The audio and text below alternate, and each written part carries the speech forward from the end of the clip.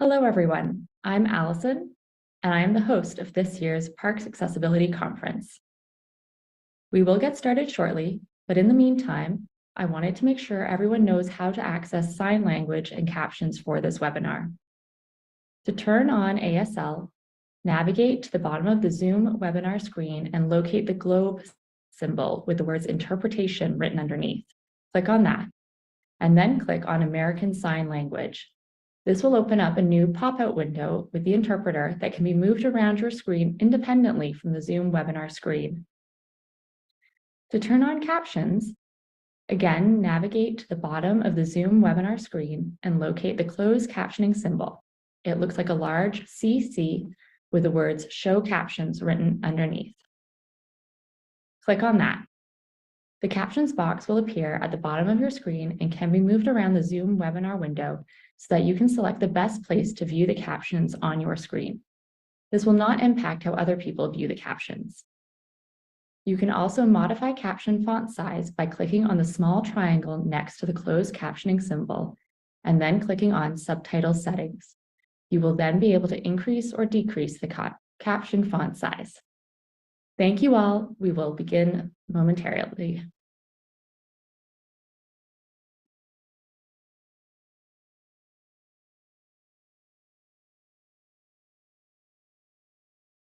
Welcome everyone to day 2 of the Parks Accessibility Conference. My name is Allison and I will be your host for today. I am a 35-year-old female with short, light brown hair, and today I'm wearing glasses and a dark blue sweater. We are continuing with our Parks Accessibility content today, hearing from more people with disabilities about their lived experiences, as well as from land managers from across Canada who are making changes at their parks to improve accessibility for people with disabilities. While this conference is virtual in nature and we have speakers and attendees from across Canada and internationally, the Parks Accessibility Research and Conference team acknowledge that the land on which this conference is hosted is the traditional sacred territory of many First Nation civilizations, including the Mississauga of the Credit, Anishinaabeg Three Fires Confederacy Peoples, the Haudenosaunee Six Nations Confederacy Peoples, and the ancient Wendat peoples.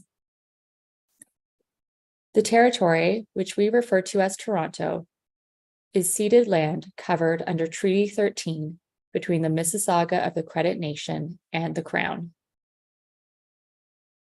The sacred custodianship of these lands comes from the Dish with One Spoon Treaty and the covenant between the Anishinaabeg and Haudenosaunee, established long before contact with settlers. Today, this land is now home to many, including the First Nations peoples, as well as Métis and Inuit peoples. As settlers and visitors on this territory, we strive in our service to understand our responsibilities and purpose as custodians and caretakers of these sacred lands. At the same time, we strive to reconcile and understand these Indigenous civilizations who continue to be impacted by the ongoing process of colonialism. We invite all conference speakers and attendees to take a brief moment of self-reflection to contemplate your relationship with the land where you reside. As you attend this conference, let us pay respects to the Indigenous peoples that inhabited these sacred lands way before you and we arrived. And today, pay our respects to the original caretakers of these sacred lands.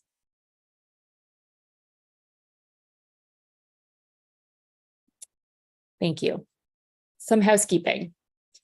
We invite attendees to submit questions using the Q&A feature found at the bottom of your screens. If this feature is not accessible to you or not available due to calling into the conference using the telephone line, questions can be submitted by email to team@pac2023.ca. Questions can also be submitted by calling 597-3422, extension 7879. You can type the extension in right away without listening to the UHN preamble. If you run into any technical difficulties accessing the conference, please email team@pac2023.ca or call 416-597-3422, extension 7879. The conference is being recorded and the recordings will be shared online after the conference is over. Any captioning errors will be corrected in the post-production edits. If presenters share contact details or website links, those have been added to their bio on the conference website for easier access. All right. Our keynote speaker today is Stan Leyenhorst. As an accessibility specialist, Stan provides critical input filtered through the lens of universal design. His collaborative mindset, coupled with his innovative skill set, offers the requisite insight into achieving inclusive communities. Stan offers an excellent combination of management skills, sales experience, and knowledge on accessibility and universal design. He has spent the last several years focused on accessibility in the built environment, performing assessments, preparing and presenting recommendations, reviewing blueprints, crafting manuals, interfacing with project stakeholders, and educating designers, engineers, and other staff. In addition to his technical experience in this field, Stan brings decades of lived experience as a first-person user perspective. Stan continues to be involved as an expert advisor with respect to accessibility and urban design. Welcome, Stan. Thank you very much, Allison. Thanks for the kind introduction. Welcome everybody to the second day of the conference. I'm glad to be here from Surrey, British Columbia. I'd like to acknowledge that Universal Access Design is located on the shared unceded traditional territory of the Katzie, Semiahmoo, Kwantlen, and other Coast Salish peoples. So today I want to talk a little bit about access to parks using the lens of access for everyone, everywhere, all the time. This is our dream and our goal, with the understanding that we may not reach this goal in our lifetime or ever. So why do we want to provide access to our national parks or other parks? There's a wide variety of parks, from the urban setting to the local setting to the provincial and federal national parks, including heritage sites. So it has a wide range of requirements when it comes to accessibility. So why do we care? Why do we want to provide access? Well, one of the first reasons is our population is aging. So as we think of an aging population, we realize that older adults require access regardless of their ability. And we understand that oftentimes older adults have multiple disabilities, whether mobility, sight, or hearing, or cognitive.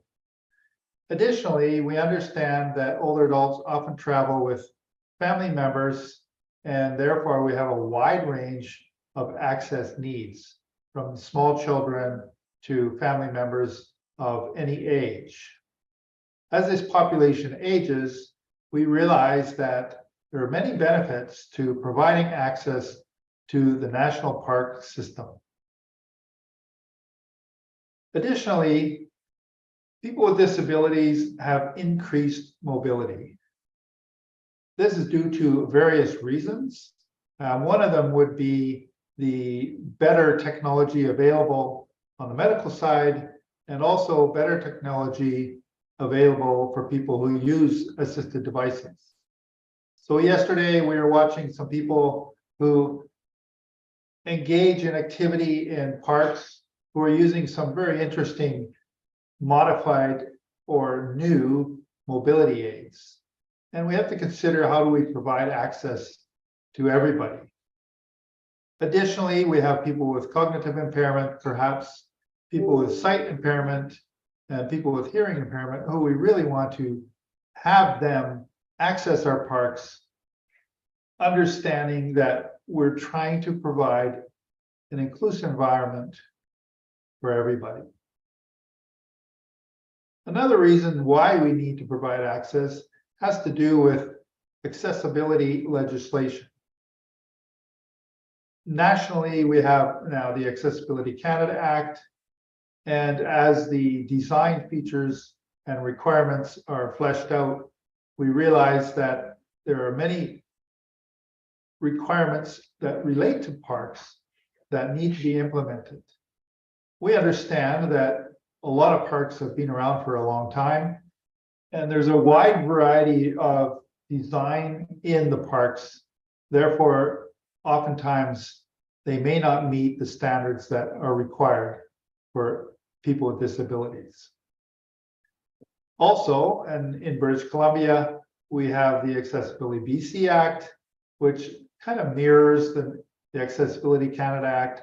So as provinces move forward, we're seeing prescriptive requirements when it comes to access. We also know that there are human rights concerns that are related to accessibility, and all people should have access. There are also economic benefits to providing access. This generally is one of the main focuses that I use. We understand that if you can't get into a facility, then we obviously cannot receive the economic benefit that you would bring. So as we think of travelers internationally coming to our parks, or residences using our parks, we realize that there are economic benefits having them access our parks. And this is very visible in British Columbia, because trying to find a campground site gets difficult even in January, because they're all booked up. It's very popular. People love to engage in the natural environment. So access has incredible economic benefits for the owners and the operators of parks. We also realize that there are health benefits to having people engage in the natural environment. We especially realized this when we experienced the COVID pandemic, where parks were inundated with people who wanted to just get outside. So the longer people use parks as they age, or people with disabilities have the access to these parks, they're going to benefit from the spin-off effect of engaging in the natural environment, whether that's exercise or just a calming, natural place to be. So how do we provide access to parks, specifically national parks, when we talk about this conference? We realize that there's a wide variety of built environments, whether it's buildings, campgrounds, trails. There's such a wide variety that oftentimes we meet the resistance saying it's impossible to create access. So you think about an urban park, think about a national heritage site, you think about a front country park that has access by vehicles, or even a backcountry park. Can we provide access everywhere? I say yes, but it requires a philosophy and a desire. So the philosophy that I like to talk about is universal design. This means that we're following the 7 principles of universal design developed in the late 1970s in the United States. Universal design considers building for everybody. It's a method and it's an idea to provide access for all. So it's the method of creating inclusive environments. It's not the goal. So we need to consider all perspectives. Universal by definition means we want everybody to be involved and we want access for everybody, regardless of where it is or when it is. Obviously, that includes people with disabilities being involved in the design. People with disabilities in the local area who have experience with their local parks, giving perspective on a local level. It's not talking about one size fits all, because every situation requires a specific perspective. We combat the idea of we've always done it this way attitude. This is a common refrain when we're talking about design and access for everyone. The common idea is this has always worked. It works now. And we know this is not true. And we know it's not true because obviously, as medical advances progress, more and more people with disabilities are staying mobile longer, and we need to provide an inclusive environment for them so that they're not left out, because we're talking about human rights of inclusion, talking about prescription of accessible legislation. Then we think about all the economic benefits. 1 in 5 minimum in Canada self-identify with a major disability, and many more with minor disabilities. And then we think about the health benefits. So doing it this way, as we always have done, doesn't work anymore.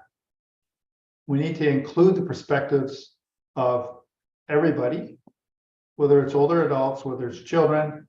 And when we're considering upgrading a park or building a new park, we need to include them in the conversation to get their opinions and ideas and layer that over top of professional design. So I want to talk a little bit about some design considerations at a pretty high level, although there are some details that I can provide. When it comes to parks, the first and foremost is not necessarily the built environment, but it's your interaction, website accessibility, and your brochures and all of your media. One of the major downfalls I've experienced with parks and accessing parks is the lack of information about accessibility. We've performed almost 300 accessibility audits of parks in Canada. And generally, the information available on a website is either negligible or non-existent, and especially does not provide the necessary information for everybody to look at the park and consider what will work for them. Website accessibility requires a bare minimum of WCAG 2.1 accessibility, according to the International Accessibility Standards. This means that everybody can actually access the information. Additionally, I resist putting on the comment or the statement that this park is accessible, because the first question is accessible for who? So I believe that what should be presented in a park website is information of what's there, and allow the users to choose whether this is meeting their accessibility needs or not. Therefore, we're no longer telling people whether something is accessible. We're allowing the freedom for people to choose whether they want to use this park or site and enjoy it because it meets their needs. The mistake is that we think that we know what other people need, and we provide the freedom for people to choose instead. So that's website accessibility. So the primary gateway into the trip planning methodology of people who want to visit parks. Then we want to also consider additional brochures and media that is provided whether we can provide that in alternative formats, in large font formats, and good color contrasting, so that everybody can use them, and using basic English so they're understandable for everybody. Included in the trip planning on a broad scale would be signage and wayfinding techniques available. This is often the one missing part in a park, and it's often the one piece that the designers and builders and operators leave off because it's generally the last thing to be included in design. It can be primary and important because it reduces the frustration and stress of users to the park, because they no longer are wandering around wondering what is where and how can I get there. So I would encourage all park operators and designers that they consider path of travel, wayfinding, and signage in the primary sense and not as an add-on. Another consideration is related to parking. We hear this all the time. Both anecdotal and research tells us that there generally is not enough designated accessible parking at front country parks or urban parks. This has a couple of reasons. One is, of course, that there are more and more people with disabilities moving around, traveling, and using the environment. And also that we have an increase in older adults who are using these accessible parking stalls. The problem is proximity versus proper usage. We always want to consider when we're building a park that we keep it as natural as possible. And of course, when you're building parking, you're putting an artificial environment in a natural environment. So how do we create and provide a wide variety of parking for all users? And we would suggest that instead of providing many accessible design stalls, which require wider stalls with access aisles and good surface treatment, that we provide more proximity closer to the entrances and the main features of the park, so that older adults who may not or probably do not require the wider stalls have access to the in proximity to the main features. And then strategically placing your wider stalls so that people who require them, maybe with side access bands and that type of thing, have them. So a large number of limited mobility parking and a smaller number of designated accessible parking. When we think of pathways and trails, it's critical that we consider who are using them. And of course, it could be somebody using a horse equestrian to using one of these fancy off-road cycles, to people walking using various mobility aids, people who may have sight impairment, or a wide variety of anyone.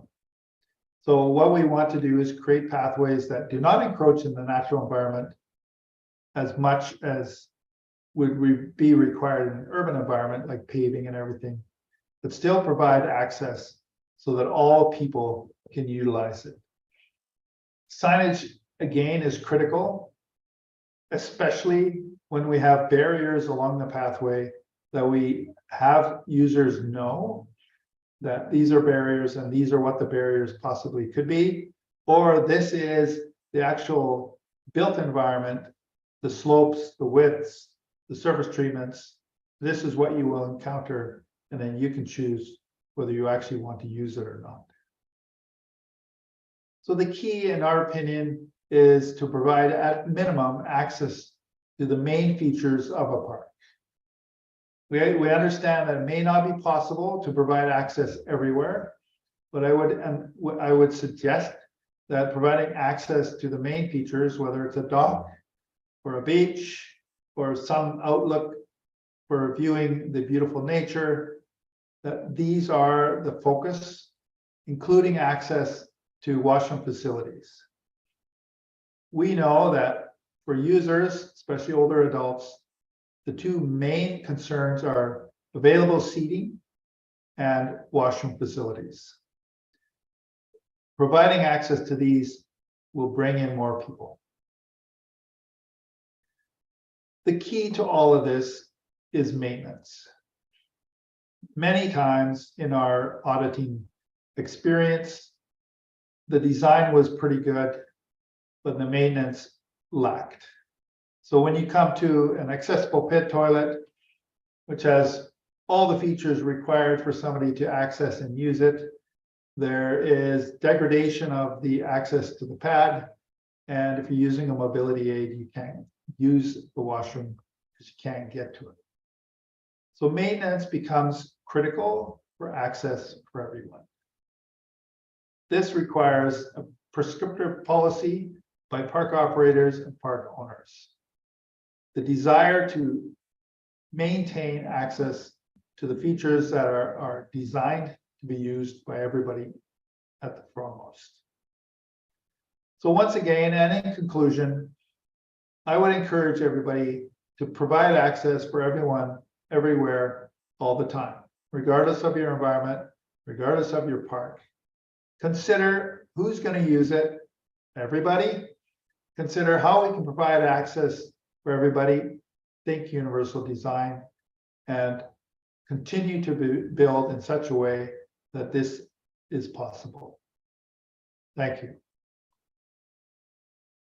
Thank you, Stan. That was great. And I think it echoes some of the messages that we heard from yesterday, like the importance of information, maintenance, and the importance of accessible bathrooms and parking, just so people can have the basic necessities when they get to the parks. So we had some questions come in. So a question from one audience member is, in your opinion, Stan, what do you think we need to do to make universal design the goal and the gold standard? And I think that's kind of to add to that, with parks and with society at large, so that all buildings and all locations are being built with universal design at the forefront. Well, that requires education to begin with. So this presentation that I just provided was an abridged version of my 1 hour universal design 101 introduction. So I know that universal design mentality and policy is being adopted more and more, including in what we call RFPs, requirement for proposals, where the requirement is mentioned in the proposal to start with that you require universal design specialists as part of your team. So it's a mentality, and it's a perspective that we're going to start with this desire. Accessibility has for many years been an add-on. Once everything's designed, then somebody goes, oh yeah, right, we have to provide access. And then they have to back up, and you get a lot of resistance to providing the necessary features. We know in the built environment that the added capital cost is negligible, if at all, if you consider it at the beginning rather than at the end. So education is key. And then I would say that both stakeholders and researchers and park operators and park owners consider this perspective to start with. We want to provide access for everybody. Absolutely. And I think it's so important to be thinking about that stuff from the start and building that expectation and any related costs in right from the start. We had a question, it's a little bit specific, but I think it's a great one because I don't think I've seen it come up yet in sort of the literature and the research, but pull-through parking spots. Are pull-through parking spots considered in universal design? This person mentioned that kind of having to pull into a parking lot spot and then back out of it can be quite challenging for people with neck problems and like neck mobility and flexibility problems. And I was wondering if that is considered in universal design. In a sense, it would be, because we're always trying to provide the highest level of access for everybody. As an older quadriplegic, I know what they're talking about because my neck is getting pretty stiff and prefer pull through all the time. When I can find one, I use it. So that's specific, but this is what we're talking about. Now, does that mean that it's restricted to people with disabilities? No, because anybody can use it. And that's the whole thing about universal design. It's not designed for people with disabilities. It's designed for everybody. So for a good example, that would be curb ramps at sidewalks. Curb ramps at sidewalks are maybe 40 years in the making. And now they're, of course, they're ubiquitous, especially in the urban environment. But if you want to go and see how curb ramps are used, just sit and watch for a while, you notice that everybody uses them. It doesn't matter whether they have a disability or not. So now what we're talking about is something that the keynote speaker yesterday was talking about, is we don't want to ask for help. We just want access. So we can access a curb ramp regardless of what your abilities are. And that's what we're talking about universal design. So when you talk about a washroom and you talk about, say, a bigger facility and there are power door openers on the doors, everybody uses the power door opener. It's not restricted just to people with disabilities. Absolutely. And I think that also ties in. We've had a few comments and questions come up from people with multiple chemical sensitivity and how that, the use of chemicals and cleaning products in bathrooms can be a barrier.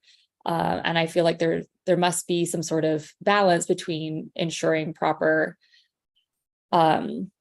disinfectant, to avoid COVID and other diseases for people who are immunocompromised, but using disinfectants and cleaning products that are safe for people with chemical sensitivities. Yeah, and that's a touchy subject, of course. So ventilation becomes important in an enclosed environment, but at sometimes we recommend sensory or guidance for people who have sight loss. So there's a balance, and that push-pull balance is still happening. It's really hard to know how to meet everybody's needs. So when we design for universal design, we generally try to provide as much access for as many people as possible, with the understanding that we will never have full access for everybody, at least not yet. But that doesn't mean that that's not our goal. We aim for that to begin with. Yeah, and it sort of reminds me of this idea of like, we can't have everything all at once, but I think we can create accessibility if we sort of break it down. I'm thinking we had a comment come in about universal design and noise and crowd avoidance, and I'm wondering, that we've seen it kind of come up with COVID as well, this idea of like quiet hours, or like opening a store an hour early for people who are immunocompromised or need a quieter time for shopping. And so that sort of sense that we can't maybe keep the park quiet all the time, but is there a location or a time that we can create a sensory safe space for people to visit? Yeah, or even quiet areas in a park. We see more and more of this, especially in the urban environment, where there will be quiet pods, for instance, so that people can have a place to decompress and have a quiet area. So I agree with you, because most of our sites in Canada are older or beginning maybe new parks. There's such a wide variety of the built environment that it is unrealistic economically to expect full access. So our focus is always access to the site, access to the main features to begin with. And then we move on from there as resources become available to create better access more and more wherever we happen to be pushing forward. So sometimes, unfortunately, backcountry pathways are the last thing to see, or long walk pathways in smaller parks or national parks aren't looked at right away, because we want you to get to the dock first, or we want you to get to the beach first, or to the camping area or the picnic site, or to the playgrounds. So it is a realistic perspective, and that's why I like to have people understand that, yes, I'm not an advocate, I'm a design assistant. So what I want to do is assist you in providing as much access for as many people as possible now, with the vision of providing full access at some point. Absolutely. Thank you, Stan. Unfortunately, I'm going to have to leave it there. We gotta stay on schedule. But thank you so much for sharing your time with us. We had a few more questions come in, so we'll collect those and we'll send them over to you to respond to separately. Yeah, and you can put my my email access on, if you want, on your website. Perfect. Yeah, we'll do that too. Thank you Great. so much. Thanks for participating, everybody, and have the great rest of the conference. Thank you. Thank you. All right, our first speaker this morning is Hans-Stefan Lindner. About 5 years ago, Hans-Stefan experienced a debilitating workplace injury, which left him with a disability. The injury took him away from his job for 5 years, and during that time, he sought new ways to access the wilderness adventures that were no longer physically possible for him. He discovered a passion for piloting drones and taught himself this new skill, as well as how to edit the footage. He began creating videos of his favorite natural places, which he started sharing with his friends and family. Because of this life-changing experience, Hans-Stefan gained a deeper understanding of the ability for nature to bring us back to a more vibrant state of health, both physically and emotionally. He has recently returned to work and currently has a part-time position as an RN, while also operating a small freelance drone videography company. Hans-Stefan's video starts with drone footage of a beautiful nature scene with the camera gliding over a river and misty landscape. There is calm music playing that features piano and voice. Hans-Stefan then appears on screen for the presentation. Welcome, Hans-Stefan.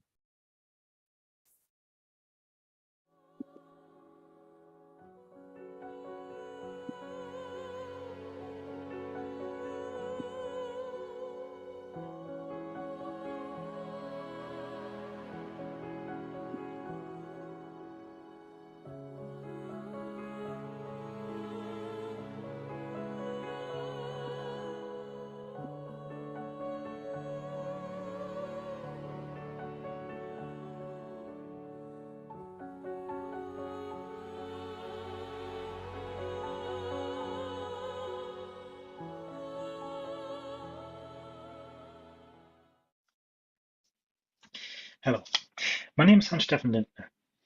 Today I'm going to share my story with you about my past experience having a back injury, developing depression, and with the help of nature, reconnecting to nature, overcoming my depression and accepting my new limitations that my back injury caused me. Before I'm going to go describe a little bit more about this, I'm going to give you a little bit of background information about myself. At the age of 16, I moved from Germany to Happy Valley Goose Bay in Newfoundland and Labrador, and that was my first exposure to real outdoors, I'm going to say. My family and I, we spent a lot of time outdoors, hiking, kayaking, hunting, skiing, snowshoeing, snowmobiling, you name it, we did it. I spent most of my free moments always outdoors. For me, I subconsciously didn't know at the time, but it was a very therapeutic moments for me always. Stress relief, spending time outdoors. I maintained this lifestyle basically of being outdoors until my back injury occurred. Okay, after I finished school high school in Happy Valley Goose Bay, I moved to St. John's, Newfoundland, and attended Memorial University. At Memorial University, I studied kinesiology, which I finished, and then afterwards, I studied the Bachelor of Science in Nursing. After I completed the Bachelor of Nursing, I ended up moving to Usesbrook, which is on the west coast of Newfoundland, and I started to work in a regional hospital in Cornerbrook.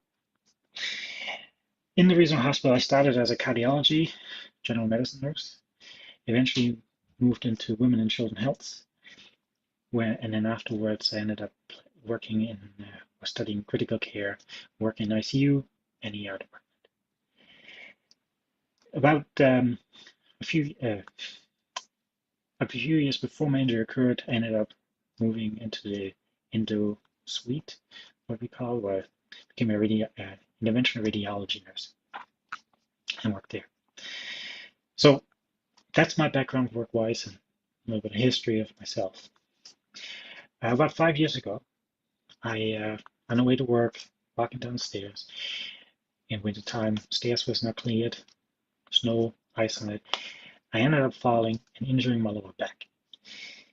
This injury, unfortunately, did not disappear with time. The pain proceeded, even though I was getting lots of medical care. I seen physio, chiropractor, pain specialists, you name it, I saw them. Unfortunately, none of this actually helped to improve my pain. And over time, I developed depression from lack of sleep, I'm guessing, and from the lack of interaction with nature. At the time, I was not aware of that. I didn't realize it. However, my partner did.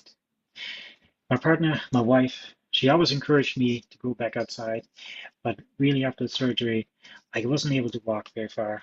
I could do a kilometer or two without too much problem, but after that, I was very limited. This was very, very harmful for my self-esteem, myself, and I became really depressed.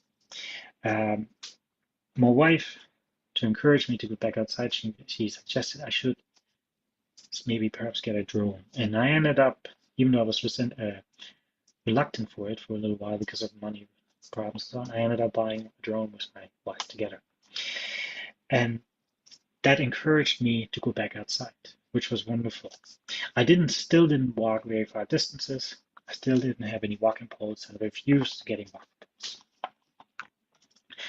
Unfortunately, my back gave out on me again during that time. Shortly, I think within like 2-3 months after I had purchased a drone. And I injured my left knee. I ended up with a buckle handle tear of the meniscus. Luckily, they were able to fix it and repair it. However, during that time, I spent a lot of time, or during my injury time, I spent a lot of time in bed. I was having a lot of pain in my back, in my knee, and in my left shoulder because I had a slight rotator cuff injury due to walking with crutches continuously. During that time, I realized, well, I thought a lot about the people I used to care for. When I was a nursing student, I worked as a PCA in long-term care, and I spent a lot of time with lots of different people who were quite limited in their physical abilities. They were stuck often, bedridden, to one location, very seldom were taken out of bed because of their own limitations. And we spent a lot of time talking about their past. During a lot of these conversations, a lot of time my patients used to tell me how much they miss doing the things they used to do. Fishing, hiking, kayaking, spending time in nature. Just even going outside in the park and just going for a stroll was not possible for these people anymore. As a nurse, I used to think I had quite a lot of empathy, and I tried to show this and try to help them out. Maybe not always successful, but I tried my dearest. While I was lying in bed with my knee injured, my shoulder hurting, my back hurting, these people came into my mind all the time. And that's the moment when I started to realize that myself, I was going into a depression. I was getting really upset, short-tempered. And it was because of the lack of connection to nature, the lack that I did not be able to connect with it as I did in the past. So I started to operate the drone from my patio deck whenever I could. Took whatever footage I had captured before and after and put it into videos, making music with it. And during that process, I realized, oh, this is making me feel better. Maybe I should continue. I started to share my videos with other people, especially with friends from nursing from nursing work there. And I shared my videos with them, who then they shared with their elderly parents, who were a lot of them were limited with their physical abilities. And it really, really made me feel good to hear from them how much change had helped them when they seen these videos, how they made them feel better, how they reminded them of themselves when they were used to be going in the woods, in the forest, and these things.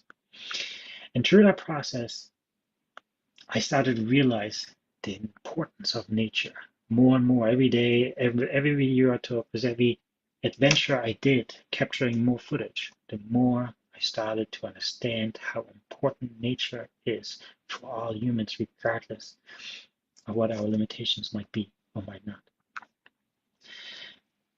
So one of these days, one of those adventures ended up past Crossmore National Park.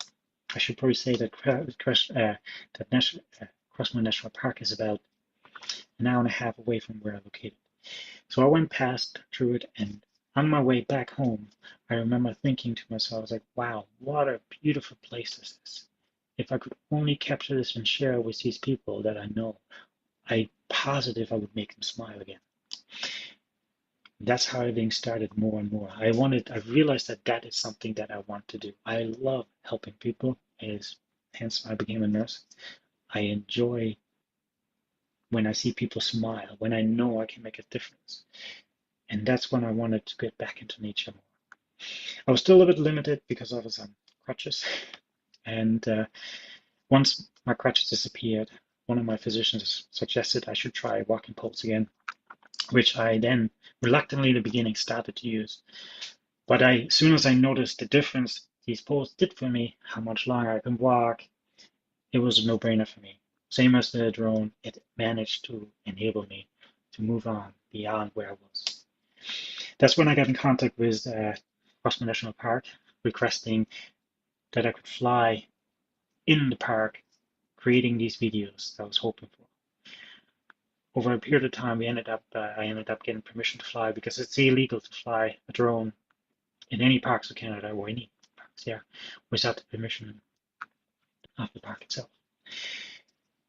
During that process, I met a lot of beautiful Parks Canada staff members, who helped me develop my confidence, helped me getting beyond where I was and creating videos. At the same time, they also made a video about me, which I will hopefully show you later in this video.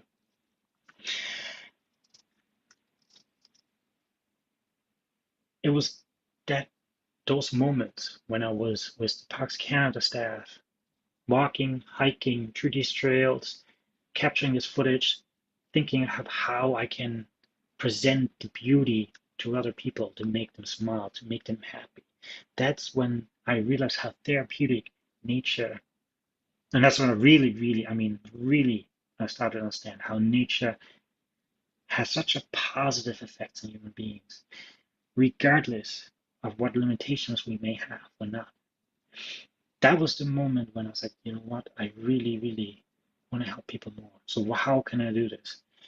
And I'm hoping, by reaching out to all of you guys, by creating this presentation to you, explaining, showing you about my past experience, about my limitations I had from my injury, how I overcame it, and how the tools like a drone, my walking poles, and the people, the wonderful staff across my national park, helped me to adapt to who I was, my new limitations, and to the person I've become.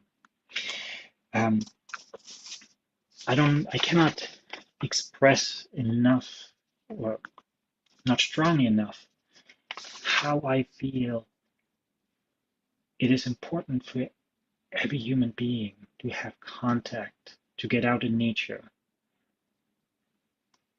to spend close whatever time we can in some ways or another. It is a very therapeutic, healing opportunity. It has a lot of positive feedbacks to human beings.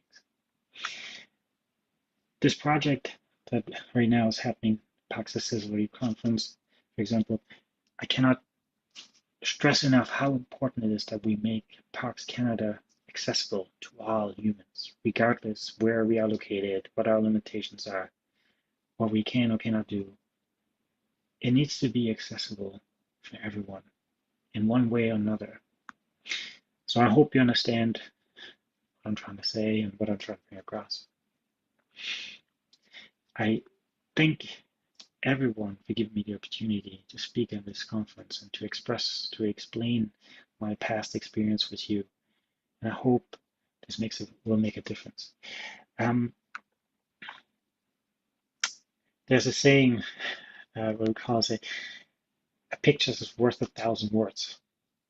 Well, I hope that this video that Parks Crosno National Park Canada created about my story and how I went about overcoming my limitations is 1,000,000 words worth.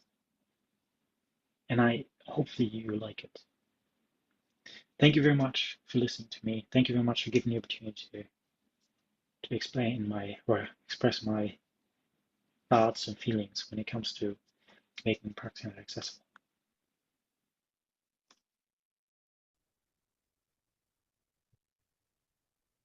The following video is drone footage of various mountainous landscapes, greenery, oceans, lakes, streams, and waterfalls.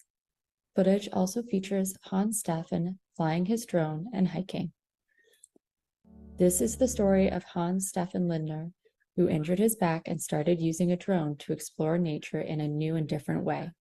Parks Canada is proud to work with him and celebrate his return to the trails after 3 years of recovery.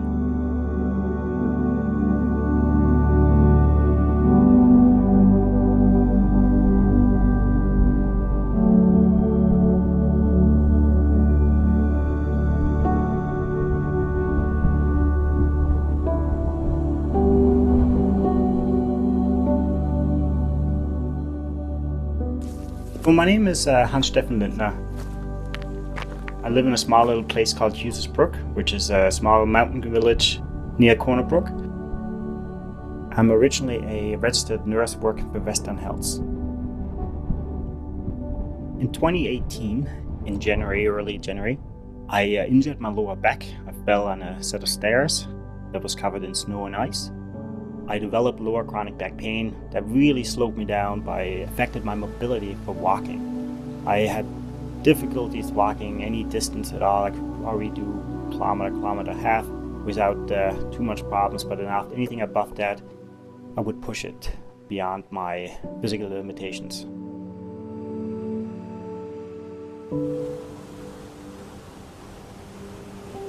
And the chronic pain eventually became quite depressing to me. It became because I was constantly having pain. With everything I was doing, every movement I would do, I had pain. It was a constant reminder that I was injured. So I became quite depressed. I missed that connection with nature that I normally would usually have. My normal method with stress that I used to deal with was being in nature, walking around and exploring nature around me. It was a coping method for me.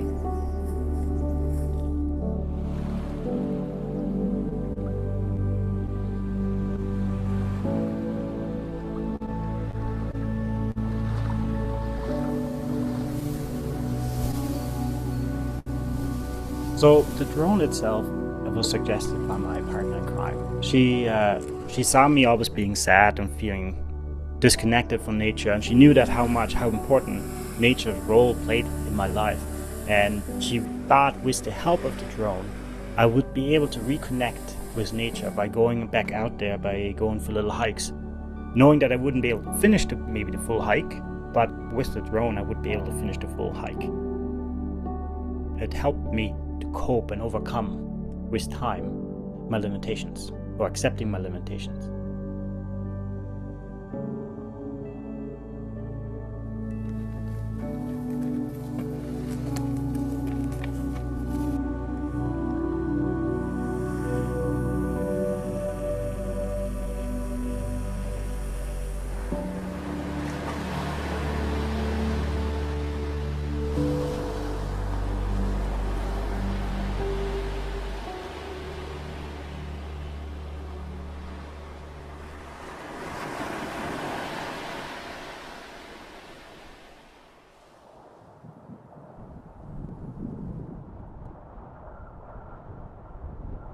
At this point right now, I started to, or I took this footage of the different videos or the different areas that I visit and hike. I started to put them together in videos, little videos, and started to accompany with some sounds of music and sound effects. And I started to enjoy myself, and I realized that other people also enjoy it. And at that point, I also realized that there's a lot of people out there who never ever go back to nature. I loved nursing, and I really truly enjoyed being a nurse. And the biggest part of being a nurse was helping other people. I see that smile in the face when you know you did well, you did good, and you see the person appreciated everything you did for them. That was for me always the biggest thing in life, job-wise. I'm hoping that in the future that I'll be able to provide some people with artistic therapy, be able to reconnect with nature in one way or another.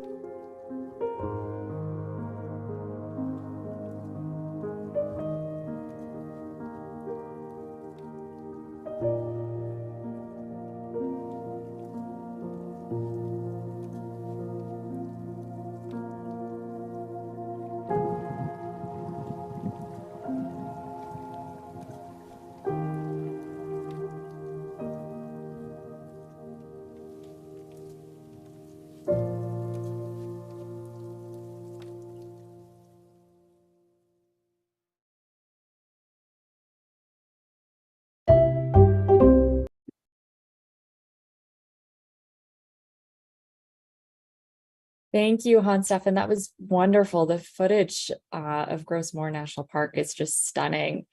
Thank you. Thank you very much. Thank you.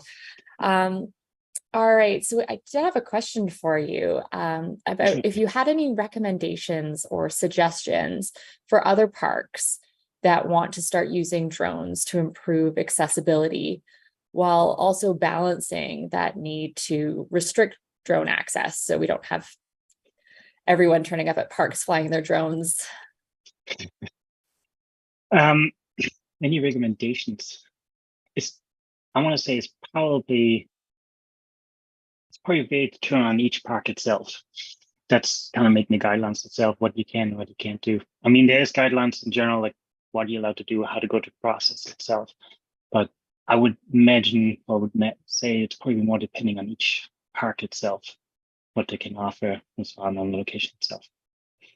And I think maybe having them collaborate with kind of people like you or other videographers and stuff to create footage and be able to share that on their websites. I think that would be definitely a good idea to have actually a team probably who could hike to certain places for the people. And it's like, hey, nowadays we can live stream nowadays too, which is really wonderful. And lots of parks do have access, and live streaming footage that we capture right there at the moment helps to put, people can see it and connect better with it quicker. For sure. Absolutely. Yeah. I think that a live stream would be quite incredible to really feel like you're in there at the same moment that these other people are hiking and capturing the footage. I had another question. Someone asked if you had any tips for getting started, like beginner friendly drones, or kind of what the cost is if someone wanted to get started themselves. Personally, I do believe like drones are quite expensive. And sometimes it's probably worse. How do you say? More expensive is cheaper in the long run. Makes sense.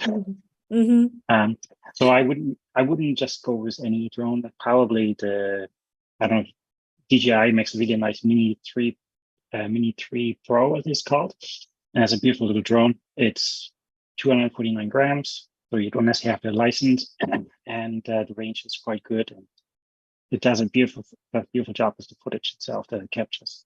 That would be my recommendation for drone that I would use. Yeah, wonderful. And I think we'll squeeze in one last question.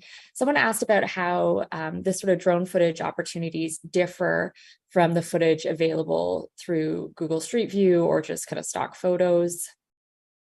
Well, Google stock footage is very limited to just that particular area, right? Whereas if you wanted to, it's like, hey, Hans, listen, can you go over there and film this particular area right there? I used to sit there with my child and whatever might be the case. You can make it more personalized personalize it much more with the drone itself if you go do these kind of compared to street views and so on, for sure. Yeah, and maybe again with that live experience, the audience members at home getting to provide Exactly. Even that, directions or questions for the which drone. would be Yeah. that would be ideal in the future. I would imagine that live streaming a drone that you operate and you're speaking to the person that you're showing the area, they can direct the drone where to fly. And I think that's would be a great future opportunity for a lot of people to be able to integrate that into parks, any Parks Canada. Yeah, I think that would be a really wonderful addition to kind of creating that accessibility for places that really are maybe just too remote for people to get to. Exactly. Yeah. I think that would be a great idea, great opportunity to do that. Yeah. All right. Unfortunately, I got to keep us on time today with it's just too hard not to ask too many questions, but we will collect the questions that we got from everyone else and send them over to you. If you want to respond to them, we can post them on our website. Definitely. You can also put my email address or on Facebook and wherever you wish. That's fine. No problem at all. Wonderful. Thank you so much, Hans Stefan. It was wonderful chatting to you again. Thank you so much. Take care. Thanks. Thank you, everybody. All right, that takes us to our first break for the day. So we'll take a short break.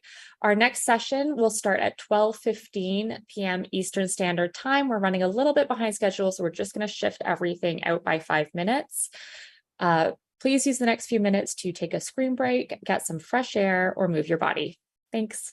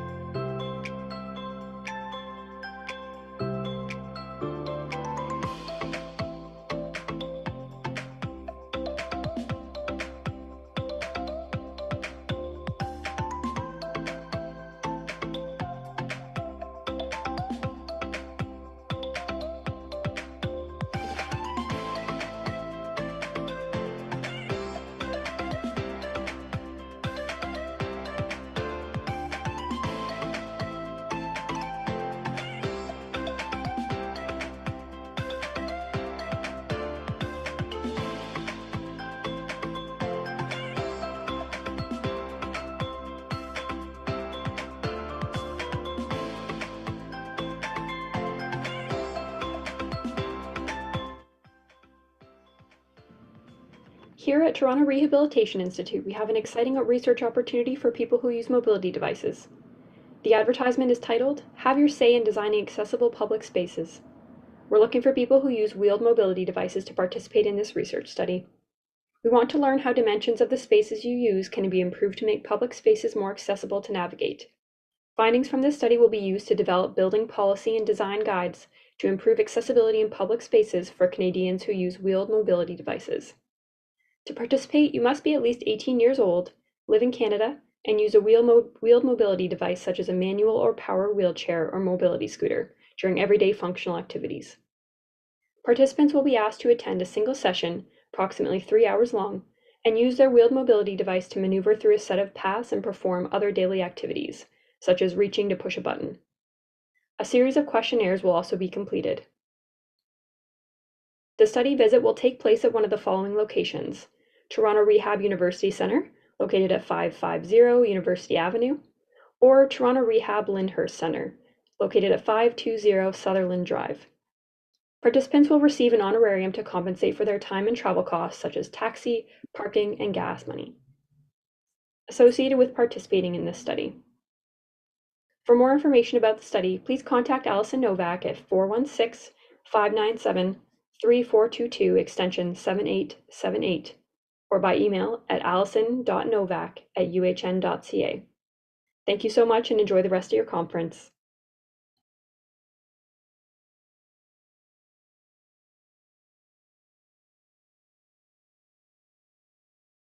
Welcome back, everyone. We'll be starting the next session shortly. Just a reminder, information about how to submit questions and how to access ASL can be found in the chat. Our first speaker this hour is Lawrence Gunther. Lawrence is a conservationist, outdoor writer, podcaster, blogger, filmmaker, and TV personality. A lifelong outdoor enthusiast, Lawrence has traveled extensively throughout Canada to experience and document the country's amazing natural resources and diverse peoples. Having earned his master's degree in environmental studies from York University, Lawrence went on to establish the charity Bluefish Canada, dedicated to conserving Canada's water quality and fish health. Despite being registered blind at age 8, Lawrence has leveraged his visualization and storytelling skills to open people's minds to Canada's underwater worlds. His work has been recognized with numerous awards, including the Queen Elizabeth Diamond Jubilee Medal and the Governor General's Meritorious Service Medal. Welcome, Lawrence.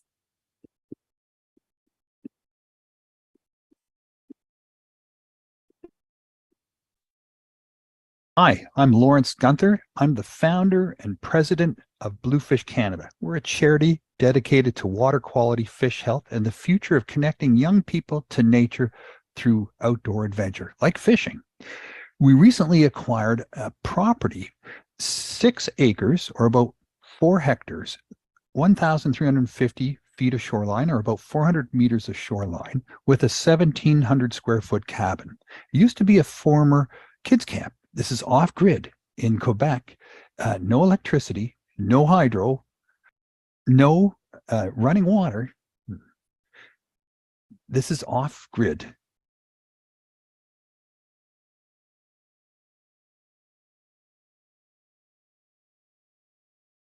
My presentation today will focus on what we plan on doing to make the grounds of this property, the cabin, and the waterfront truly accessible for all people of all backgrounds and abilities. As someone who's living without sight myself, I went blind when I was 8, gradually, slowly, and now I'm totally blind. And I've always been a real lover of the outdoors. Finding spaces to be accessible in the outdoors has been really important to me. I've focused on this with a lot of the organizations and companies I've worked on over the years to help them get their facilities accessible. And I've had the privilege of chairing the CNIB Lake Joseph Center's advisory board for 6 years, located in Central Ontario and the Muskokas. The Lake Joseph Center is a beautiful, wonderful camp servicing people with low vision, blind, and deafblind.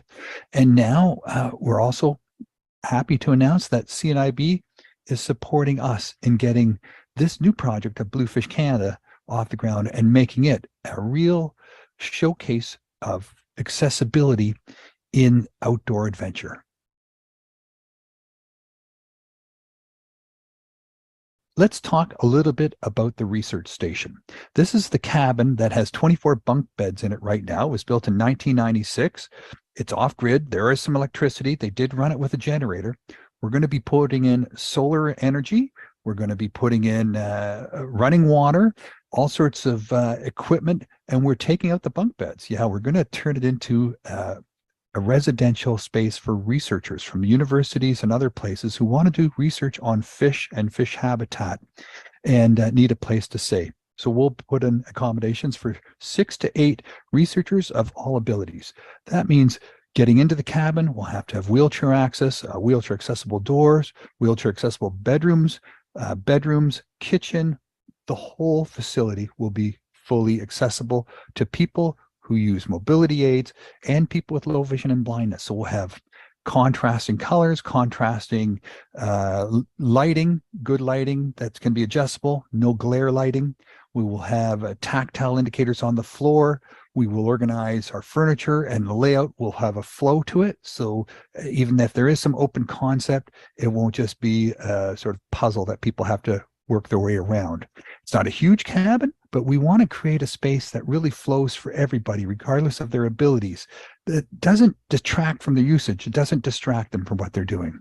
So making that cabin fully accessible, well, there's lots of design material and ideas on there about it out there that we can follow. So I'm not too worried about that. Now, what are we going to do with the youth? We're going to be putting up some canvas tents. These are all the rage these days. Nice, big, square, tall canvas tents that can accommodate up to 4 to 6 youth or families of up to 4 to 5 in size. We won't be putting the wood stoves in because for people who may not know where those stoves are exactly located, low vision blind people, you don't want to be bumping into those things. So we'll be using alternate heat in some of these. There's lighting inside, even if these are off-grid canvas tents, we will be running LED lights and charging systems in there. So you'll be able to charge up your devices, your aids and devices, whatever you need to keep charged up. And we'll be making sure that you're not sleeping on the floor, that there'll be cots, and that transferring to the cots from wheelchairs and such goes super smooth and easy. So this is going to be a nice space for people who really, can disconnect from the world, disconnect from the sounds of the world too. So these tents will be spaced out about 100 feet apart from each other to make sure that you're not hearing anything other than just the sounds of nature. And at night, there's nothing else around. So it's dark skies. This is one of those rare places where we'll be able to call dark skies. So you'll have full access to watching the stars. For those of you who can watch the stars, there'll be no ambient light that detracts from that.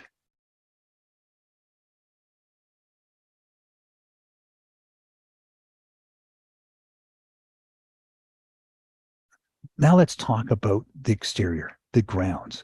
What goes into making these grounds accessible? It's not the same as city sidewalks and bicycle paths. There's some good standards on that around accessibility. We don't want to bring in a lot of pavement or cement. Everything here is under giant old white pine trees. We want to protect the roots of those trees. We don't want to damage the roots of those trees. So we have to find ways to work around and within nature and not just push nature out of the way. That means bringing in fine ground gravel with light equipment, moving that around, packing that down as much as necessary without causing disturbance to the ground underneath or the roots, but enough to make a good solid pathway that wheelchairs can move up and down easily without encountering rocks or roots or other sort of encumbrances.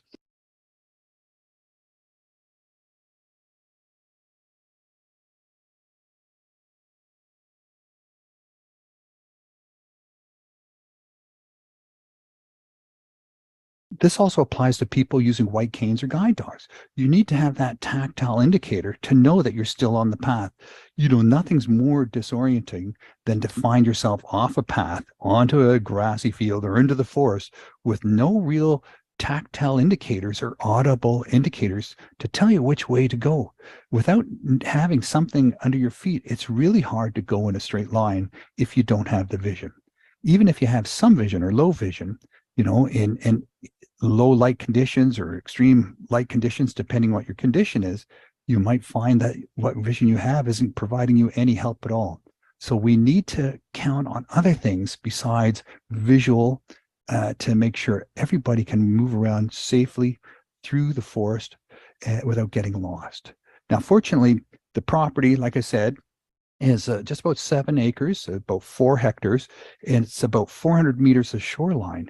So the shoreline provides one natural barrier, and it's complete with sound and a different tactile effect. From shore to water, you can hear the waves going on to the land. You can get to the shoreline. You can hear where the sound of the trees stops, and there's no sound in front of you over the water, even on windless days. The birds in the trees create a sort of line above you of where the trees end and the water starts. And then on the other side is a logging road. That's how you get in here. It's an old logging road. So if you do manage to get lost, you can either find the water or find the logging road. At the other end of the property, there's the cabin, and then the other end is a peninsula. So it's not going to be possible to get lost on the property, even if you do stray off the trail. Now, like I said, we want to have these paths created going to each of the tenting areas, back to the main building, back to the bathhouse, back to the dining hall, tent, and to the waterfront. And then behind each wall tent itself will be an outhouse. Yes, the infamous outhouse. You can talk about being in nature all you want, but in the end, you still have to go to the bathroom at some point. And you need to do that in a way that respects nature.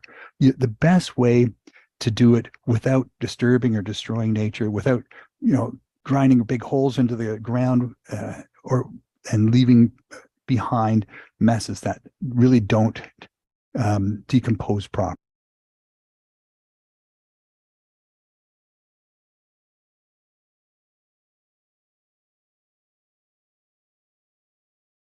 So they won't get a lot of use.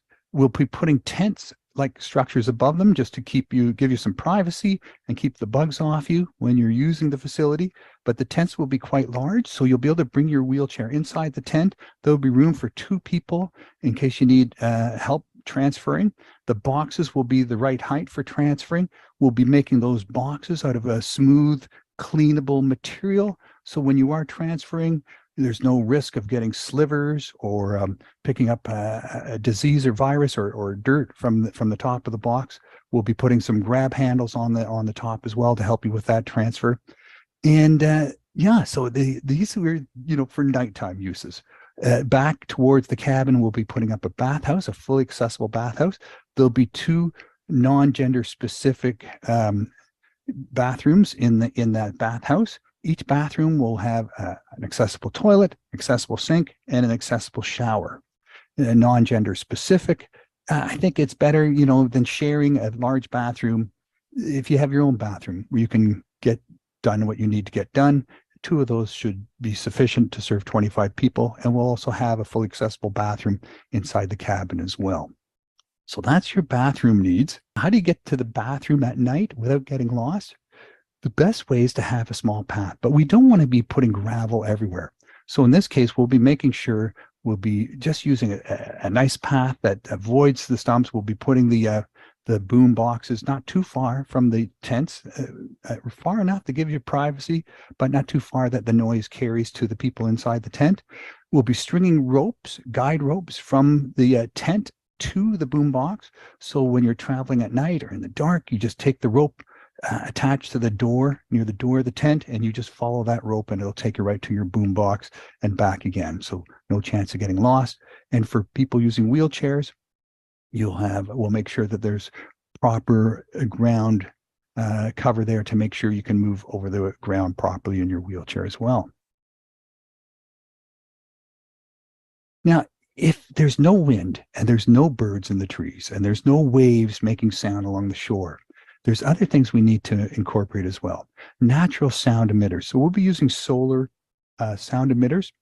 The solar will grab the light during the day, charge the batteries, and then allow sound to come out in the morning and evening and during the day as well. And these will shut off at night during a certain time between 10 p.m. and 6 a.m. so that people can enjoy the quiet of the night.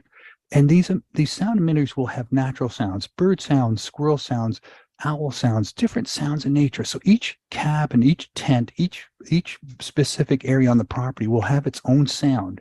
And these emitters will set out these sounds at a timed option, not like a cuckoo clock every 15 minutes, but more like every minute. So even if you want to just listen and you wait, you hear the sound every minute, and you can sort of find where you need to go just by listening to those sounds. You'll have to travel from one sound to the next to the next. It has level access. This is one of the reasons we acquired this property. So people who use wheelchairs will be able to get right down to the water and in the water as much as they want with their chair, and then transfer out of their chair into the water. Fully accessible, fully level, smooth access in and out of the water for everybody. Identifying the swimming area, we'll be using a high contrast rope and floats. And at the corners, we'll be putting in small audible sound emitters that work like those sonic buoys when you're out on the coast of the Canada. When the waves go up and down, they make the buoys give off some sound. Facing in terms of the water and out towards the lake, just using your ears. And you can't just swim off past the ropes unless you really work at getting past those ropes. We'll have a dock, a wider dock, so wheelchairs can pass each other easily and without fear of falling in. A stable dock, so not one a floating dock necessarily that moves around too much. We'll have a pontoon boat for level access on and off the boat from the dock with a wheelchair and a wide entrance. We'll be modifying the pontoon boat and putting higher railings so people can stand at the side of the boat, on the boat, and the railings come up to a safe height, less chance of falling out for people who have mobility issues or dexterity issues or stability issues. We'll also be having some wider sit on top single and double kayaks, wider canoes that give more stability, and a slightly larger sailboat that has a good stability as well, and a cockpit, so everyone can enjoy the water.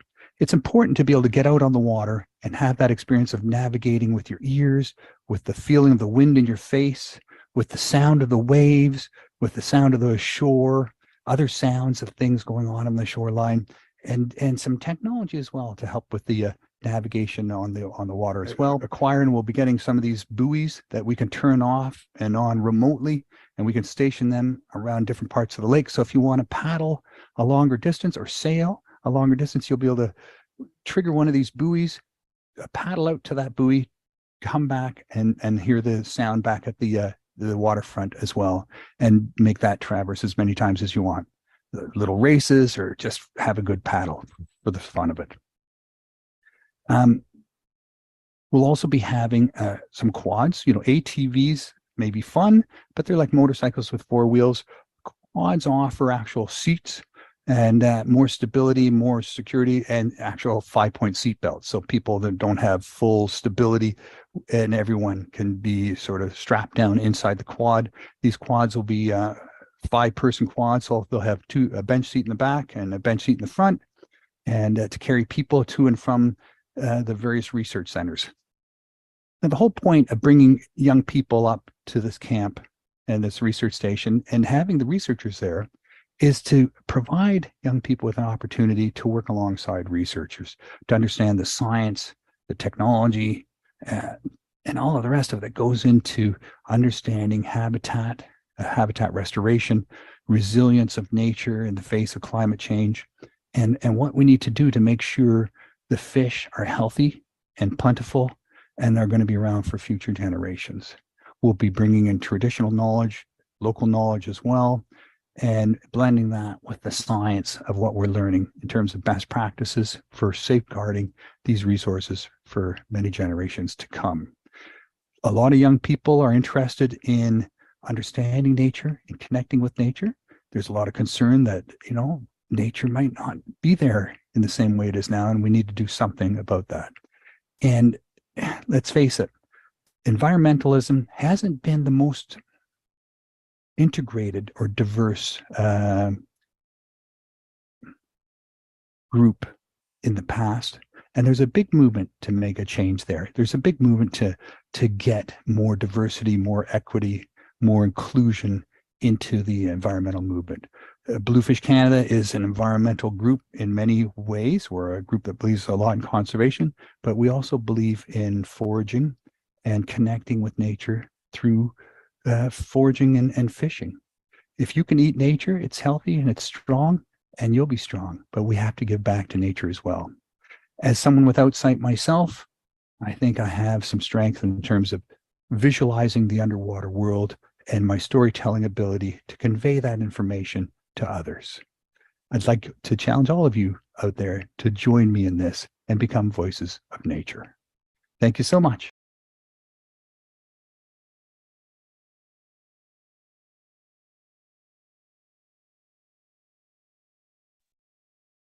Thank you, Lawrence. That was fantastic. Such a fascinating project.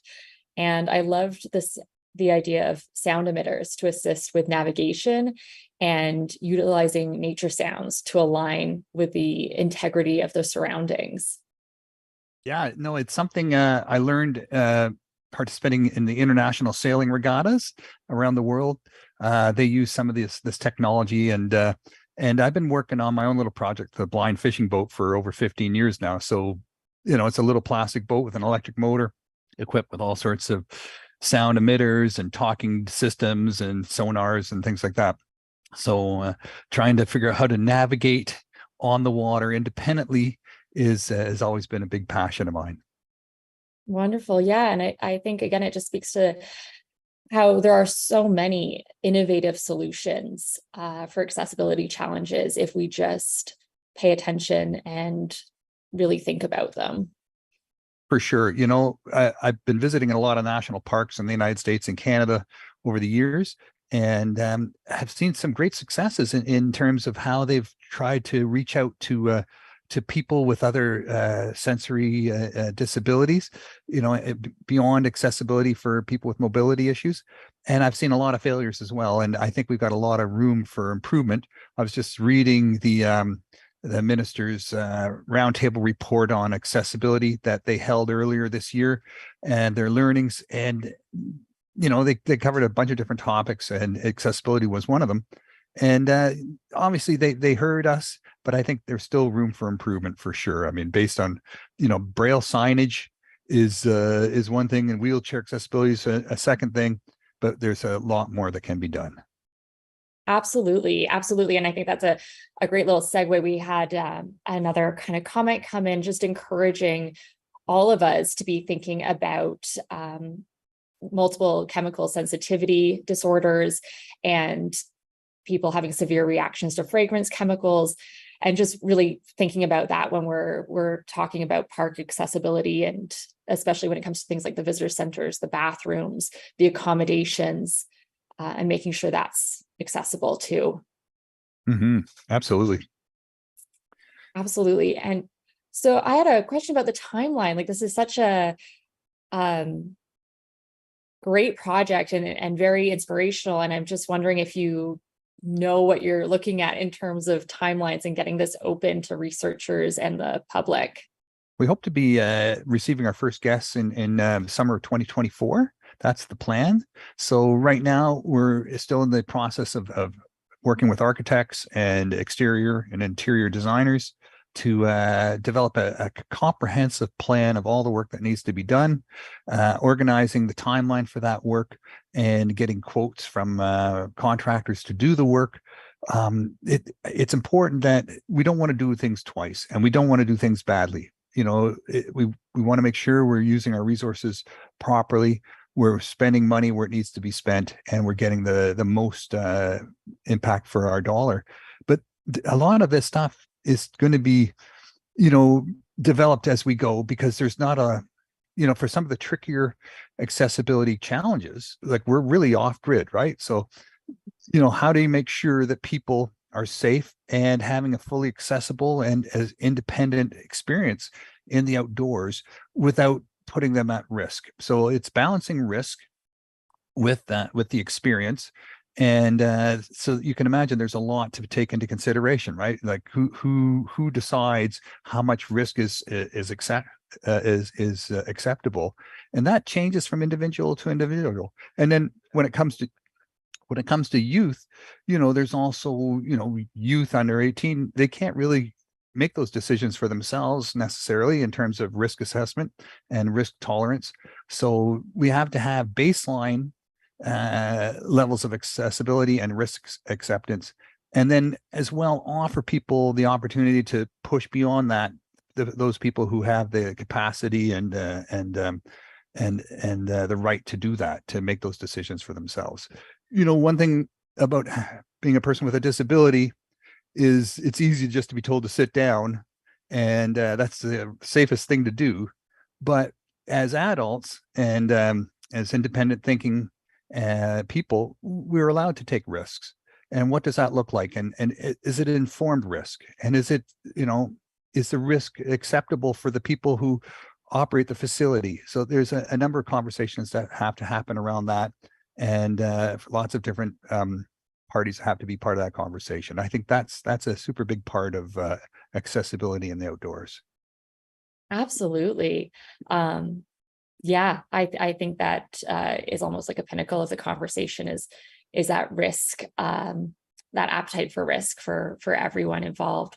I'm so sorry. We are going to have to leave it there just to keep us on schedule. We have had some people interested in your camp when it opens. So maybe we can make sure that we've got some of your contact details on our website so that they can get in touch with you to learn about when it opens and being able to visit.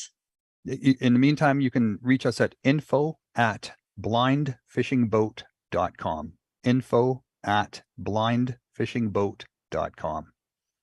Fantastic. Thank you so much, Lawrence. My pleasure. Thank you for the opportunity. All right, just a quick note and apology that we were unable to play Marie LeBlanc's video before the last break. We do apologize, and we will be playing that today after the next presentation and right before the lunch break. Our next speaker is Laura Bridges. Since surviving a traumatic brain injury in 2005, Laura experiences memory problems, visual and auditory processing issues, chronic pain, depression, and cognitive and physical fatigue that vary in degree every day.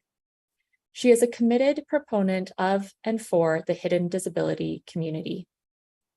She has designed and shares a free digital hidden disability symbol on her Hidden Disability Facebook page. She has conducted 2 hidden disability surveys and is the author of a white paper entitled State of Exclusion, How Perceptual Frameworks and Knowledge Gaps Have Failed the Hidden Disability Community. Her efforts have been featured in the Toronto Star, CBC Radio, Accessible Media Inc., iHeartRadio, and various blogs. Welcome, Laura. Thank you. It is a pleasure and honor to be here to speak about the accessibility needs of the hidden disability community within our national and provincial parks. I have entitled this presentation, Hidden Disabilities, a Piece of the Forest That Was Left Out by Mistake, and have prepared the content from my own experiences and with lots of help from Winnie the Pooh, Speaker of Truth, and Canada's Hidden Disability Community, or HDC. You may recognize the title as a quotation from A. Milne's book, Winnie the Pooh, a philosophical story about a yellow bear that goes on adventures in the 100-acre woods. As depicted on this slide, a golden Winnie the Pooh, seated on a green park bench, is looking longingly into an empty honey pot. Just as members of the hidden disability community look longingly for accessibility measures that too often leave us out by mistake. Slide 1, this slide, like all others to follow, is presented on a bright blue background with lighter blue headlines and quotes, and content in white lettering in a serif font. Quotes are presented in a simplified cursive font. But before we talk specifics about accessibility, I want to play this 1-minute video that names various hidden disabilities. Each disabling condition, illness, or injury is stated while being visually paired with a photo of a different person with diverse races, ethnicities, ages, sizes, and activities represented. Photos are placed against brightly colored backgrounds with a bottom banner continuously stating silent, dynamic, episodic, invisible. You know someone with a hidden disability: heart disease, dyslexia, arthritis, and dementia, AIDS, fibromyalgia, celiac, schizophrenia, long COVID, anemia, Lyme disease, and phobia, hypoglycemia, blood disease, and asthma, cancer, dysautonomia, migraine, hemophilia, MS, dyscalculia, low vision, POTS, leukemia, incontinence, insomnia, and sickle cell anemia, bipolar, immune deficiency, addiction, retinopathy, Alzheimer's and ADD, concussion, PTSD, chemicals sensitivity, depression, narcolepsy, hearing loss, anxiety, dysphoria, tinnitus, and ME, learning disorder, DID, chronic pain, and epilepsy, brittle bone disease, noise and light sensitivity, mental illness, lung disease, memory loss, HIV, stroke, failing kidneys, Ehlers-Danlos, and brain injury. Slide 2, image. Pooh Bear is sitting on his green bench looking at maps. Quote, "It is wise to ask someone what you're looking for before you begin looking for it." Header, hidden disabilities. Hidden disabilities are invisible, silent, episodic, and dynamic, and are more prevalent than our detectable disabilities. Yet hidden disabilities receive less research and advocacy. Despite the diversity among members of the hidden disability community, we do share collective needs and common experiences, such as disabling pain, fatigue, and sensitivities, and functional limitations, to the point that 95% of the hidden disability community report regularly avoiding places, situations, and events. 82% avoid at least once or twice a week, and 57% almost every day or at least every day. And that includes avoiding parks. Slide 3, image. Pooh Bear is seated on his bench with a green backpack and a walking stick beside him. Quote, "I'm not lost, for I know where I am, but however, where I am may be lost." Header, accessibility solutions for the hidden disability community.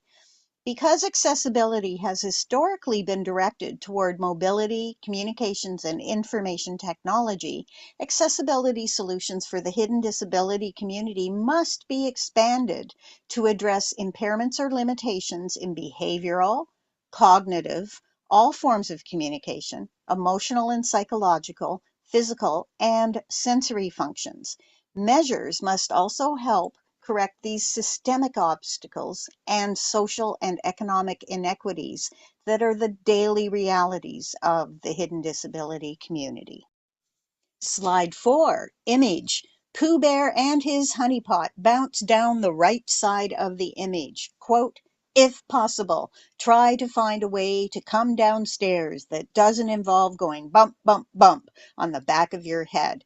Header, achieving accessibility for the hidden disability community. A solid first step you can take is to ensure that all exchanges with members of the hidden disability community, including all procedures, tasks, information, interactions, and environments, are simple, not complex, are calm, not noisy or intense, are easy, not demanding, and are of short duration. Slide 5, image. Pooh Bear with his honeypot sits surrounded by a circle of white chalk stick people. Quote, I always get where I am going by walking away from where I have been. Header, education and training. Change starts from the inside. Mandatory training and education of staff, service providers, and consultants regarding the needs of the hidden disability community will go a very long way, especially if they know that they are expected to deliver on the reasonable expectation to be provided appropriate and effective support and communication. Slide 6, image. Pooh Bear's spinning head rests on a desk with a computer monitor displaying trees and a person in a wheelchair. Quote, oh bother. Header, accessibility on your website. Communication with the hidden disability community begins long before their visit to a park. The key is to not rely solely on the image of a wheelchair, cane, guide dog, or walker to communicate accessibility. Use language that is inclusive and meaningful. Think twice before describing any structure, place, or space as accessible. Instead, describe the type of access it offers. A noisy beach that is wheelchair accessible is not fully accessible. But please call an enforced quiet zone as a low noise accessible area. Ensure all disability types are visually represented. Granted, that is difficult to do with hidden disabilities, but you can use calm images that depict quiet places and spaces. Give your client control or choice of font, type, and size. Web accessibility standards are based on 4 measures. Is it perceivable, operable, understandable, and robust? However, because sans serif fonts, meaning fonts that do not have little feet at the bottom of each letter, such as Arial, are simpler in design and are recommended by the CNIB for those who are blind or have low vision. These fonts now dominate websites. However, those with visual processing issues often need serif fonts, such as Times New Roman in Georgia, with those little feet to help lead our eyes to the next word and letter. Slide 7, image. Pooh Bear is looking longingly into his honey pot. Quote, I did mean a little larger small helping. Header, financial incentives and discounts. Financial incentives and discounts are needed because the hidden disability community is overrepresented in the unemployed and low-income population groups, yet is often excluded from incentive programs. One example, some provincial parks provide a discount to visitors that have an accessible parking permit, thereby offering financial relief only to a small segment of the disability community. So work with federal and provincial disability support programs and health services to provide discounted entry, services, and merchandise to the hidden disability community and their caregivers. Please keep it simple by removing and not creating demanding paperwork, complicated processes, and procedural hoops for qualification.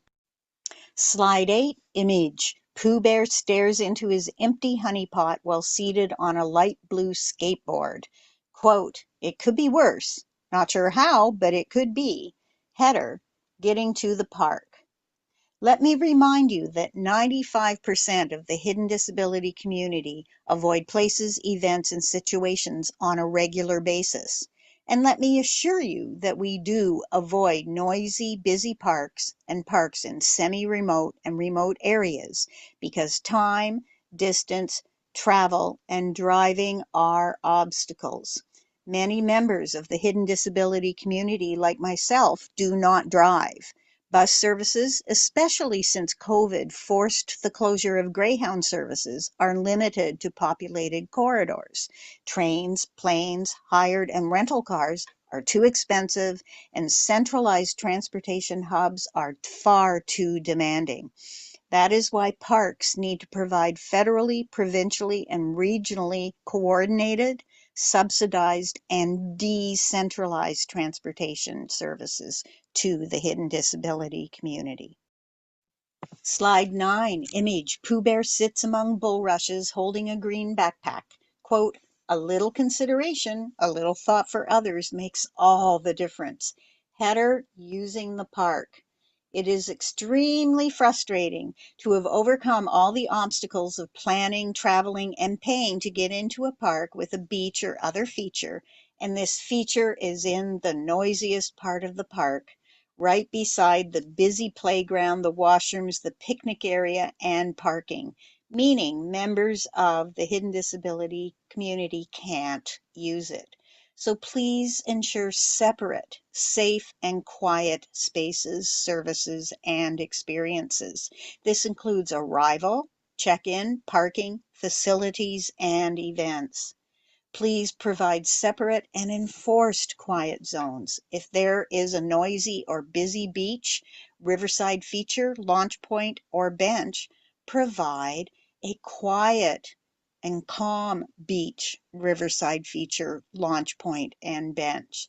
Put a washroom in a quiet zone rather than having all washrooms centralized in the noisiest and busiest part of the park.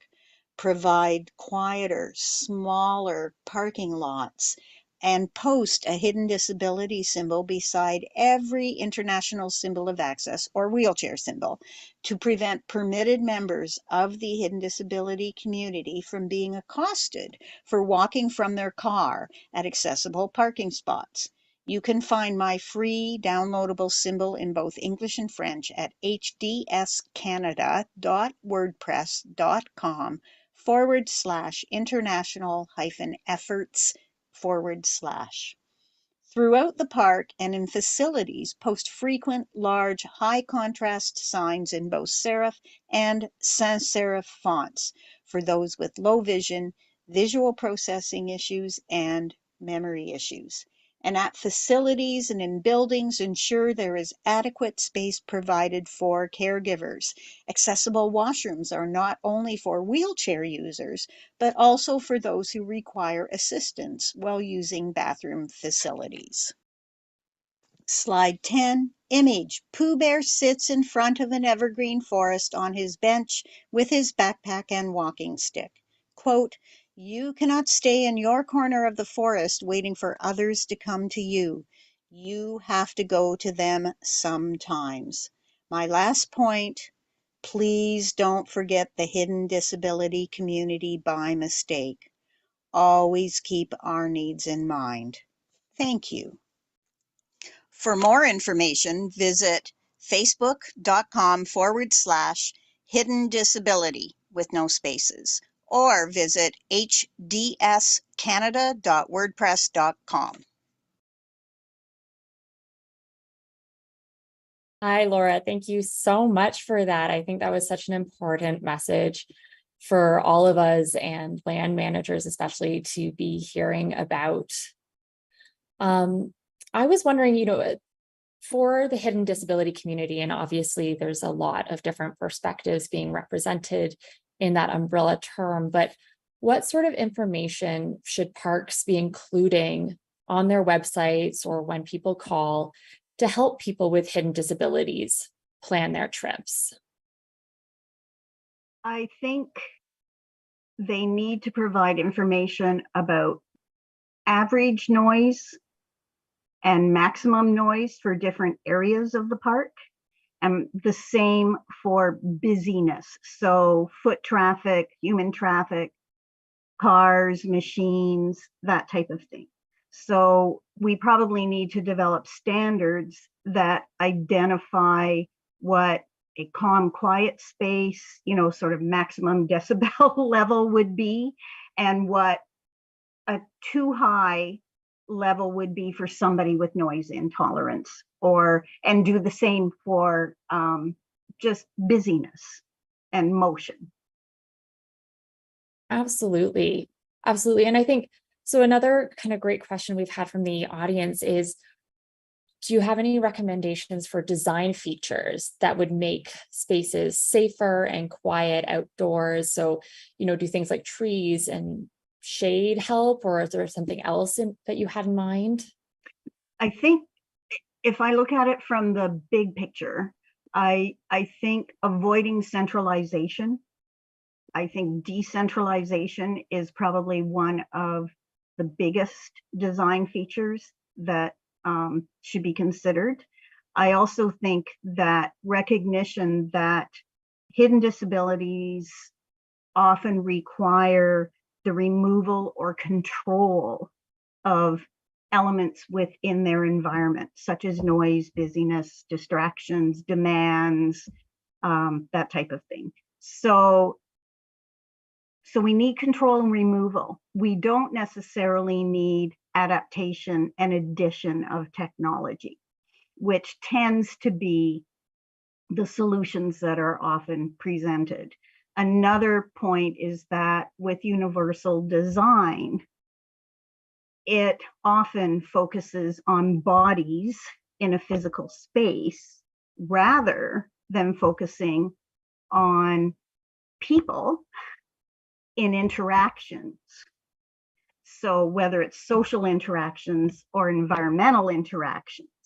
So all of a sudden, something that's about a standard or a design principle that's about low effort becomes not about low physical effort, but just becomes about low effort, whether it's emotional effort, behavioral effort, cognitive effort, or physical effort. So I think looking at things from a bigger perspective will start helping to answer the minor, the smaller, the minutia, the details in terms of design.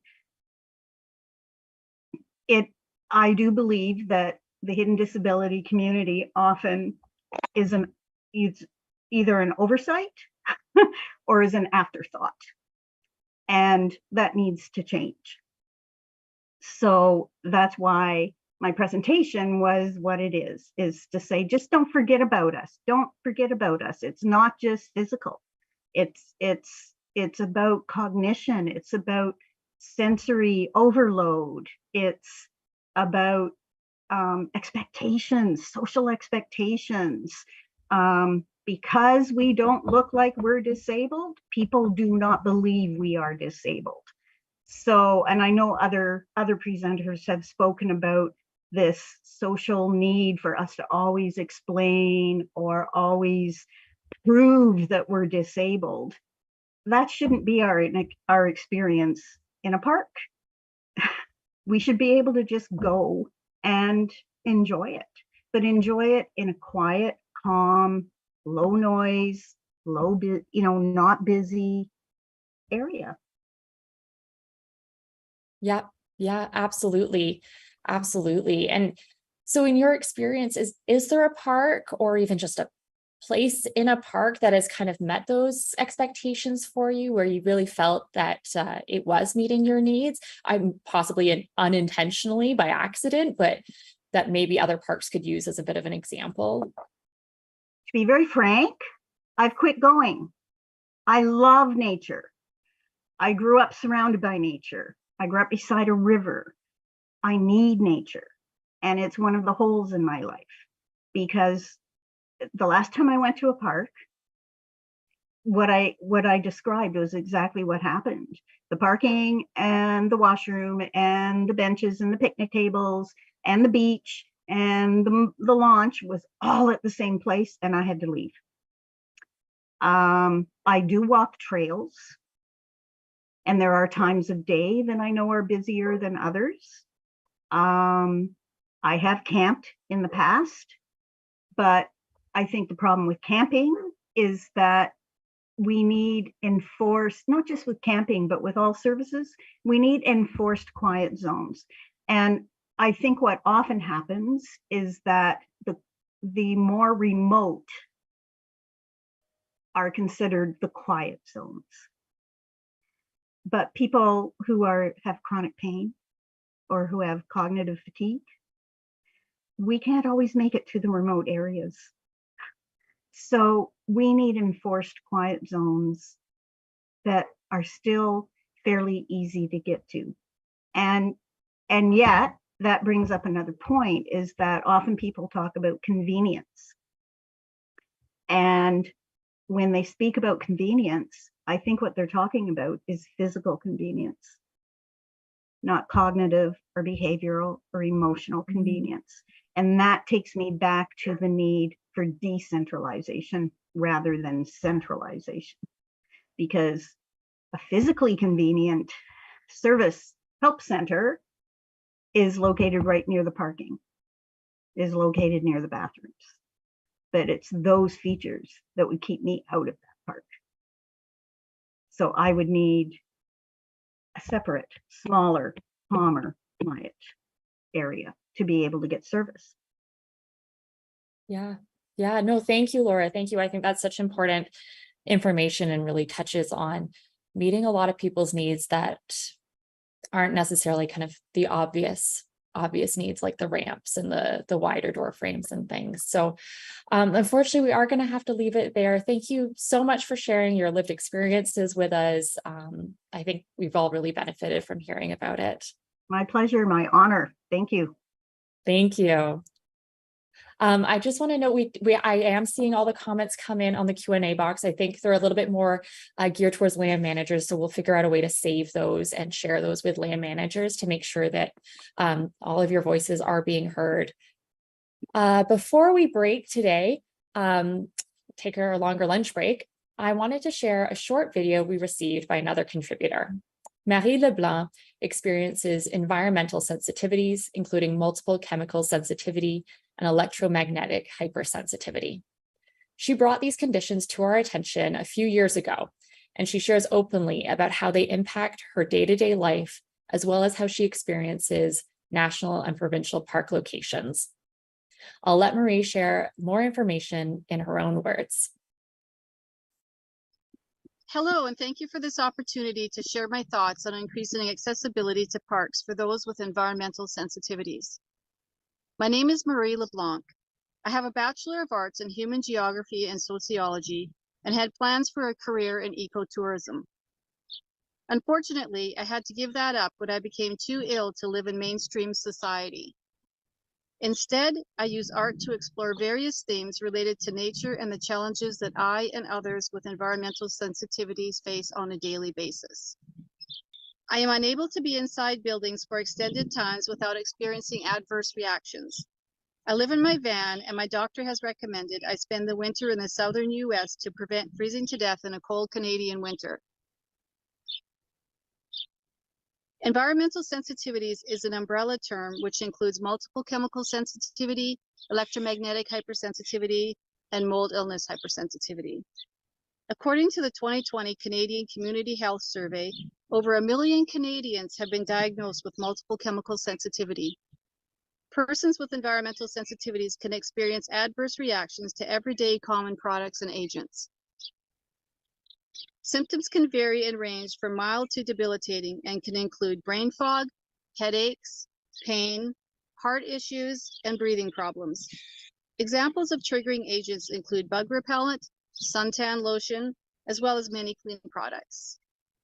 Fragrance products that visitors and staff may use, along with products for cleaning washrooms, yurts, cabins, and other shared spaces, can make these areas inaccessible for someone with environmental sensitivities.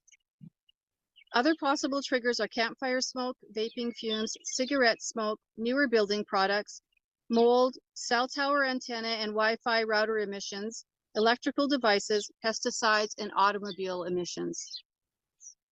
Parks provide a vital refuge for many, including plants and animals. Because of the healing power of nature, our parks provide havens, allowing our bodies to recover and ultimately give us a better quality of life. The Canadian Human Rights Commission policy on environmental sensitivity states, successful accommodations for persons with environmental sensitivities requires innovative strategies to minimize or eliminate exposures to triggers in the environment. Possible measures for accommodation, which can also be beneficial for those with some breathing conditions such as asthma and chronic obstructive pulmonary disease, COPD, and environmental sensitivities include scent-free policy with publicly displayed posters, use of environmentally safer products for cleaning, such as vinegar and hydrogen peroxide, signage at entrances of facilities with lists of contents of cleaning products, designated spots for those requesting a no campfire, vaping, and cigarette smoking area. Encourage the use of and make available natural wood for campfires. Provide special pricing for park entry. In the US, national parks have access passes for those with permanent disabilities. It gives the park pass holder free park admission, while campground rates are half price if owned by the parks. Wireless emission levels from cell towers and Wi-Fi routers should be at most 10 microwatts per meter at campgrounds, heavily used recreation areas, and hiking trails. Wi-Fi routers and antennas emitting wireless radiation should be clearly labeled so those with electrosensitivity can maximize distance and minimize exposure times. Natural measures for weed control. Advance notice and signage if pesticides are used. Emergency response medical personnel and park staff should be aware of environmental sensitivities, along with appropriate protocols in place that medical personnel could refer to if needed. For the above accessibility challenges, the proposed solutions would help all safely enjoy the park while keeping the environment healthy. Thank you. Thank you, Marie. All right. Thank you to all of our speakers this hour. We are so grateful that you were able to join us today. We are now taking our longer lunch break. Our next session will start at 1:45 p.m. Eastern Standard Time.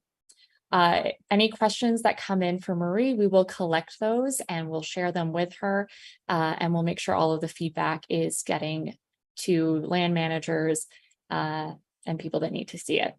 All right, thank you, and we'll see you all soon.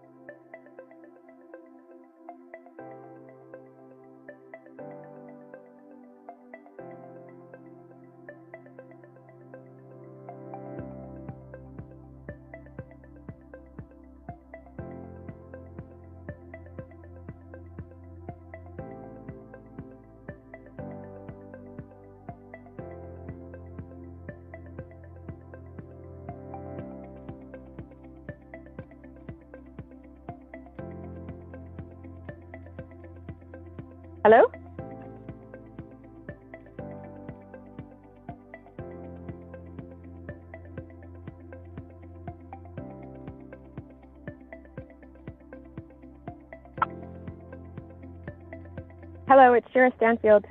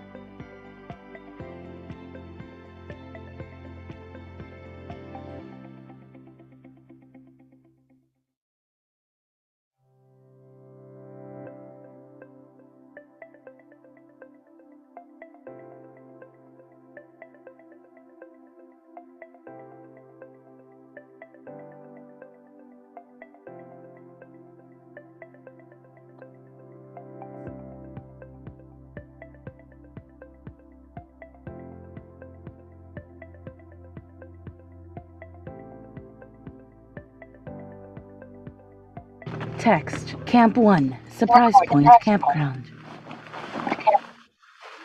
In a small clearing in the trees. Packs come off, a tent goes up, sleeping bags and hikers go inside.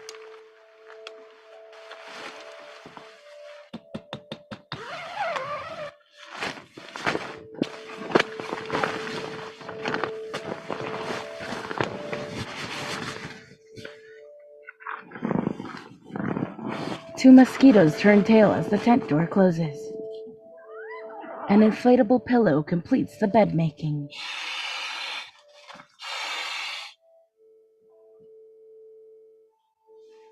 The sun sparkles from a notch between peaks.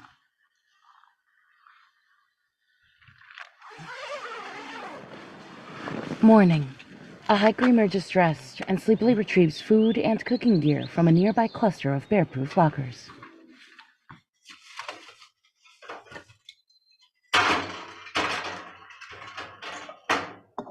Atop a weathered, gray log table, water comes to a boil. Oatmeal in an instant. Text. Day 2, exploring the Aramite Valley, 28 kilometers, 17.4 miles.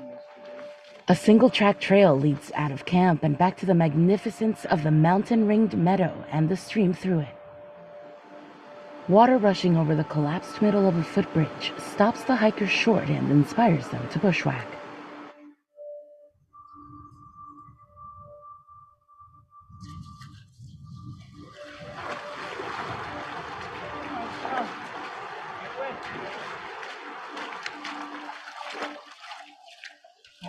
But elsewhere, the flow is faster. They wet-footed across the stream anyway, and scramble up a shoulder-high bank through a thicket of roots and trees. Back on trail, the mountains resume to loom closer and larger back on the trail as it gently ascends. Suddenly, at the foot of a glacier looking up through a gap in the trees, a many-fingered tangle of trickles cascades down from it, a powdery blue-green hue where the hikers find it pooled a little farther ahead.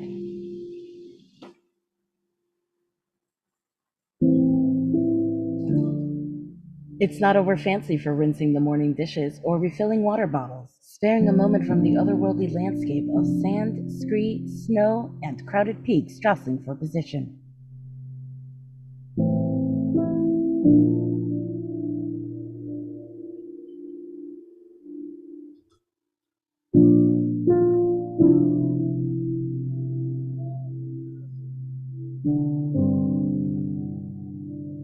A steep and narrow valley, one side green, the other gravel, topped by a glacier. Rampart peaks looming just beyond through haze.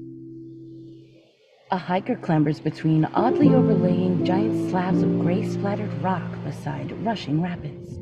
Arriving at the head of the valley, a half-bowl sculpted by glacier with mountains for sides, and a receded remnant of the glacier draped like a bib down the front of the peak straight ahead. A patch of green and a clutch of purple and yellow flowers wobble in the wind as a hiker passes, hood up. Milky aquamarine pools bedeck the sandy, snow-streaked sides of the bowl, nestling against ridges that range down from the top. The first to arrive spreads her arms out, then upward, fluttering fingers in the wind, and another joins her. They stand in a sloping scree field in shade, while the rest of the bowl and rim of peaks shimmers in full sunlight. Looking down on another hiker crossing snow with poles. The snowfield seems to end in mid-air above a whole vast valley in shadow, other mountains extending into infinity. High beside the glacier, facing an amphitheater of rocky peaks patched with snow. Looking down on the pastel pools and across the expanse at distant peaks. On the valley floor as the sun disappears behind the ramparts, grasses and wildflowers of a meadow flutter nearby.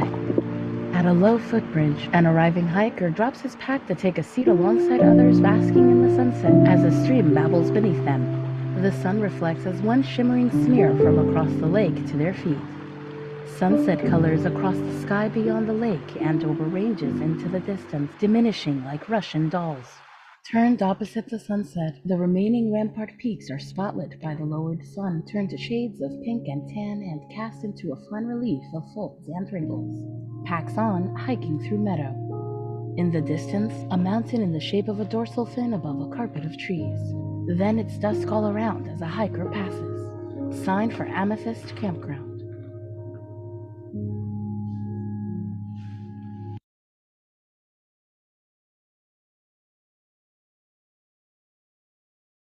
Welcome back, everyone. I hope you all enjoyed a bit of an extended break there. Just a reminder, information on how to submit questions and how to access ASL can be found in the chat. Our first speaker this hour is Shira Stanfield. Shira has a background in landscape architecture, playground design, and park planning with a focus on creating accessible and inclusive outdoor environments. Her passion lies in creating seamless and inherently universally accessible places and experiences for all people. As the advisor on the Visitor Accessibility and Inclusion for Parks Canada, Shira works with colleagues across the country to improve infrastructure, services, and programs for all visitors at national parks and national historic sites. She has over 20 years of experience in the parks and recreation field, and also brings her lived experience as a longtime wheelchair user and outdoor enthusiast. Welcome, Shira. Hello, everyone. My name is Shira Stanfield, and I work for Parks Canada.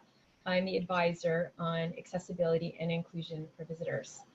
I'm a white woman with chin-length brown hair, wearing glasses and a dark green Parks Canada t-shirt. I'm speaking to you today from Vancouver, the unceded territory of the Musqueam, Squamish, and Tsleil-Waututh Nations. My presentation, I'm just going to talk about three different things. I'm going to give you a little bit of background from Parks Canada's perspective. I'll talk a little bit about planning meaningful experiences. And I want to talk to you about the visitor experience cycle, a way that we conceptualize how to plan for visitors. First of all, a little background on Parks Canada. Our mandate is to protect and present significant examples of Canada's natural and cultural heritage to all. And we also work to foster public understanding, appreciation, and enjoyment of these places. And there's an image on this slide showing a historic building, a stone historic building on the East Coast. Parks Canada has 47 national parks, 5 marine conservation areas, 1 national urban park, 171 national historic sites, and 8,000 plus kilometers of trails. There's a map here showing where the parks are. They're really spread out throughout the country, from the north to the south, east to the west. And there are also national marine conservation areas in the north and in Lake Superior and on the East Coast, and a national urban park in the Toronto area called Rouge. So I wanted to just talk about 2 key definitions that are important to how we plan and think about accessibility in our places. The first thing is meaningful experience. So this notion is that visitors come away with the sense that their visit was worth their time, their energy, and their money. And the experience meets their needs and creates a connection to place. And this is a complete user experience. It goes beyond code and minimum requirements, so that it's really thinking about why are people coming, what do they want to do, and how do they feel when they leave. Another important concept is an equivalent experience. So sometimes it's not possible to make something accessible to all, for example, a lighthouse or very challenging topography, etc. So it's important to have an alternative meaningful experience that is offered. And it's important for visitors to have an experience and access a facility to the same extent as other visitors. So this experience could be offered through different means, such as technology, interaction with staff, a virtual experience, etc. So on this slide, it's just a diagram of 5 different steps indicating our process for planning meaningful experiences at Parks Canada. So the first thing is to identify what is the key experience. So really understanding what is special about this site, what makes it unique from other places. And once you have that, then you can then assess the baseline accessibility of a place. So you can evaluate the site flow, how things work, how they're connected. You can evaluate the facilities, the programs, and the services. And we have our own evaluation tool, and we often rely on the expertise of consultants to come and do these evaluations for us. The third step is to focus on those key experiences, those meaningful experiences at each place, and consult with users, consult with staff and experts, formulate priorities. So what are we going to actually improve and how? And of course, developing these strategies. What are we going to tackle first? And again, the point here is that everything is connected back to that meaningful experience. We then, step 4 is to implement strategies. So examples of things to do are enhancing communication, so web, print, or apps, developing or improving facilities, programs, and services, and also developing equivalent experiences. And finally, step 5 is to measure, evaluate, and adjust. So it's important to consult and review and have feedback, get feedback from visitors as to how we're doing and how we can do better in planning these experiences. The visitor experience cycle, which I'm showing on this slide, is a series of 7 steps that are key stages of the visitor experience. So each step considers the visitor's motivations, their needs, their expectations, and their actions. And it's really important to address accessibility at all of these stages in order to provide a meaningful experience. So I'm going to take you through each one of these 7 steps. So the first step is wishing. And this is where a visitor begins to dream about traveling to a place. So in order to ensure that accessibility is considered at this step, it's important to include, for example, diversity photos on all promotional materials, websites, and so on, so that people can see other people with disabilities, for example, reflected in the experiences, and it makes them feel like they're being welcomed to our places. And also to share stories and highlight accessible experiences on websites. So at Parks Canada, we have a landing page which is called Accessible Travel, and this highlights accessible trails and camping and other activities, so people can start to think about where they want to go and what might work for them. The next step in the visitor experience cycle is the planning step.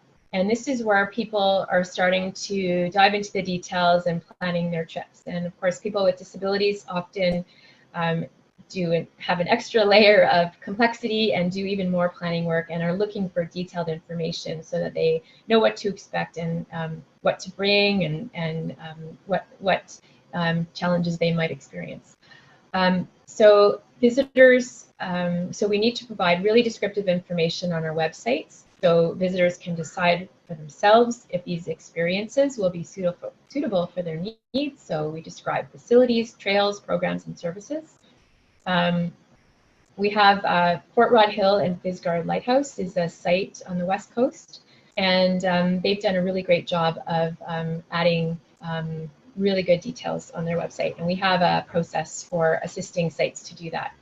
It's also really important to show functional photos so people can take a look at a photo and see right away whether something might work for them or not. We also work on providing switching from a prescriptive approach, which might be something which currently you might see on our website that says the guided visit tour route is not adapted for people with mobility impairments. So that really doesn't say a lot, and you're really excluding a lot of people, who may actually be able to do the tour. So what we're doing is moving towards an example of a descriptive approach. And here's this example on the slide that says, the 200-meter guided tour route includes a series of stairs. The trail is covered with compacted gravel with a segment on grass to access the lookout. There are benches approximately every 25 meters. Accessible washrooms are located near the trail entrance. So that really paints a much clearer picture, and people can decide whether this experience will work for them or not. The next step in the visitor experience cycle is the traveling.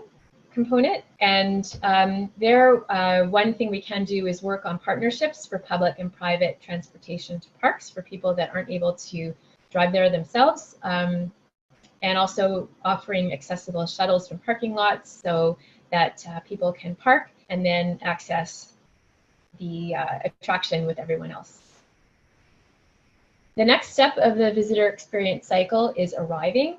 And so really what's important here is that when people arrive at the site, they're met with clear wayfinding and orientation information. There's accessible parking, drop-off areas, and we offer on-site accessibility information about experiences. It's really important that staff are trained in accessibility and can answer questions if people do want to know more about experiences and trails, and that the staff can offer detailed information so people know what to expect. And also on arrival, it's important to have staff, to hire staff with disabilities to reflect the diversity of visitors. So that frontline staff person may have a disability, and just indicates that we're open and inclusive, an inclusive agency.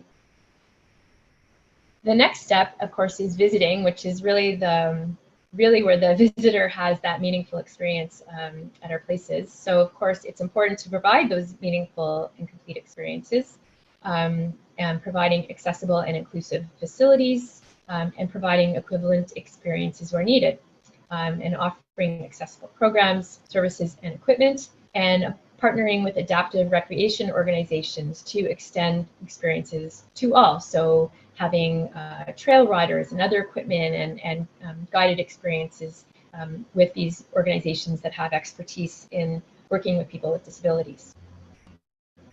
I just wanted to show a few examples of some things we've implemented at Parks Canada to make those make our places more accessible. So one is we're working on inclusive sanitary facilities. So all new washroom buildings being built are inclusive, gender inclusive, and fully accessible. So there's some photos here showing a new washroom building in Mount Revelstoke National Park. So accessible shower with the transfer bench in the right place, so the taps are within reach.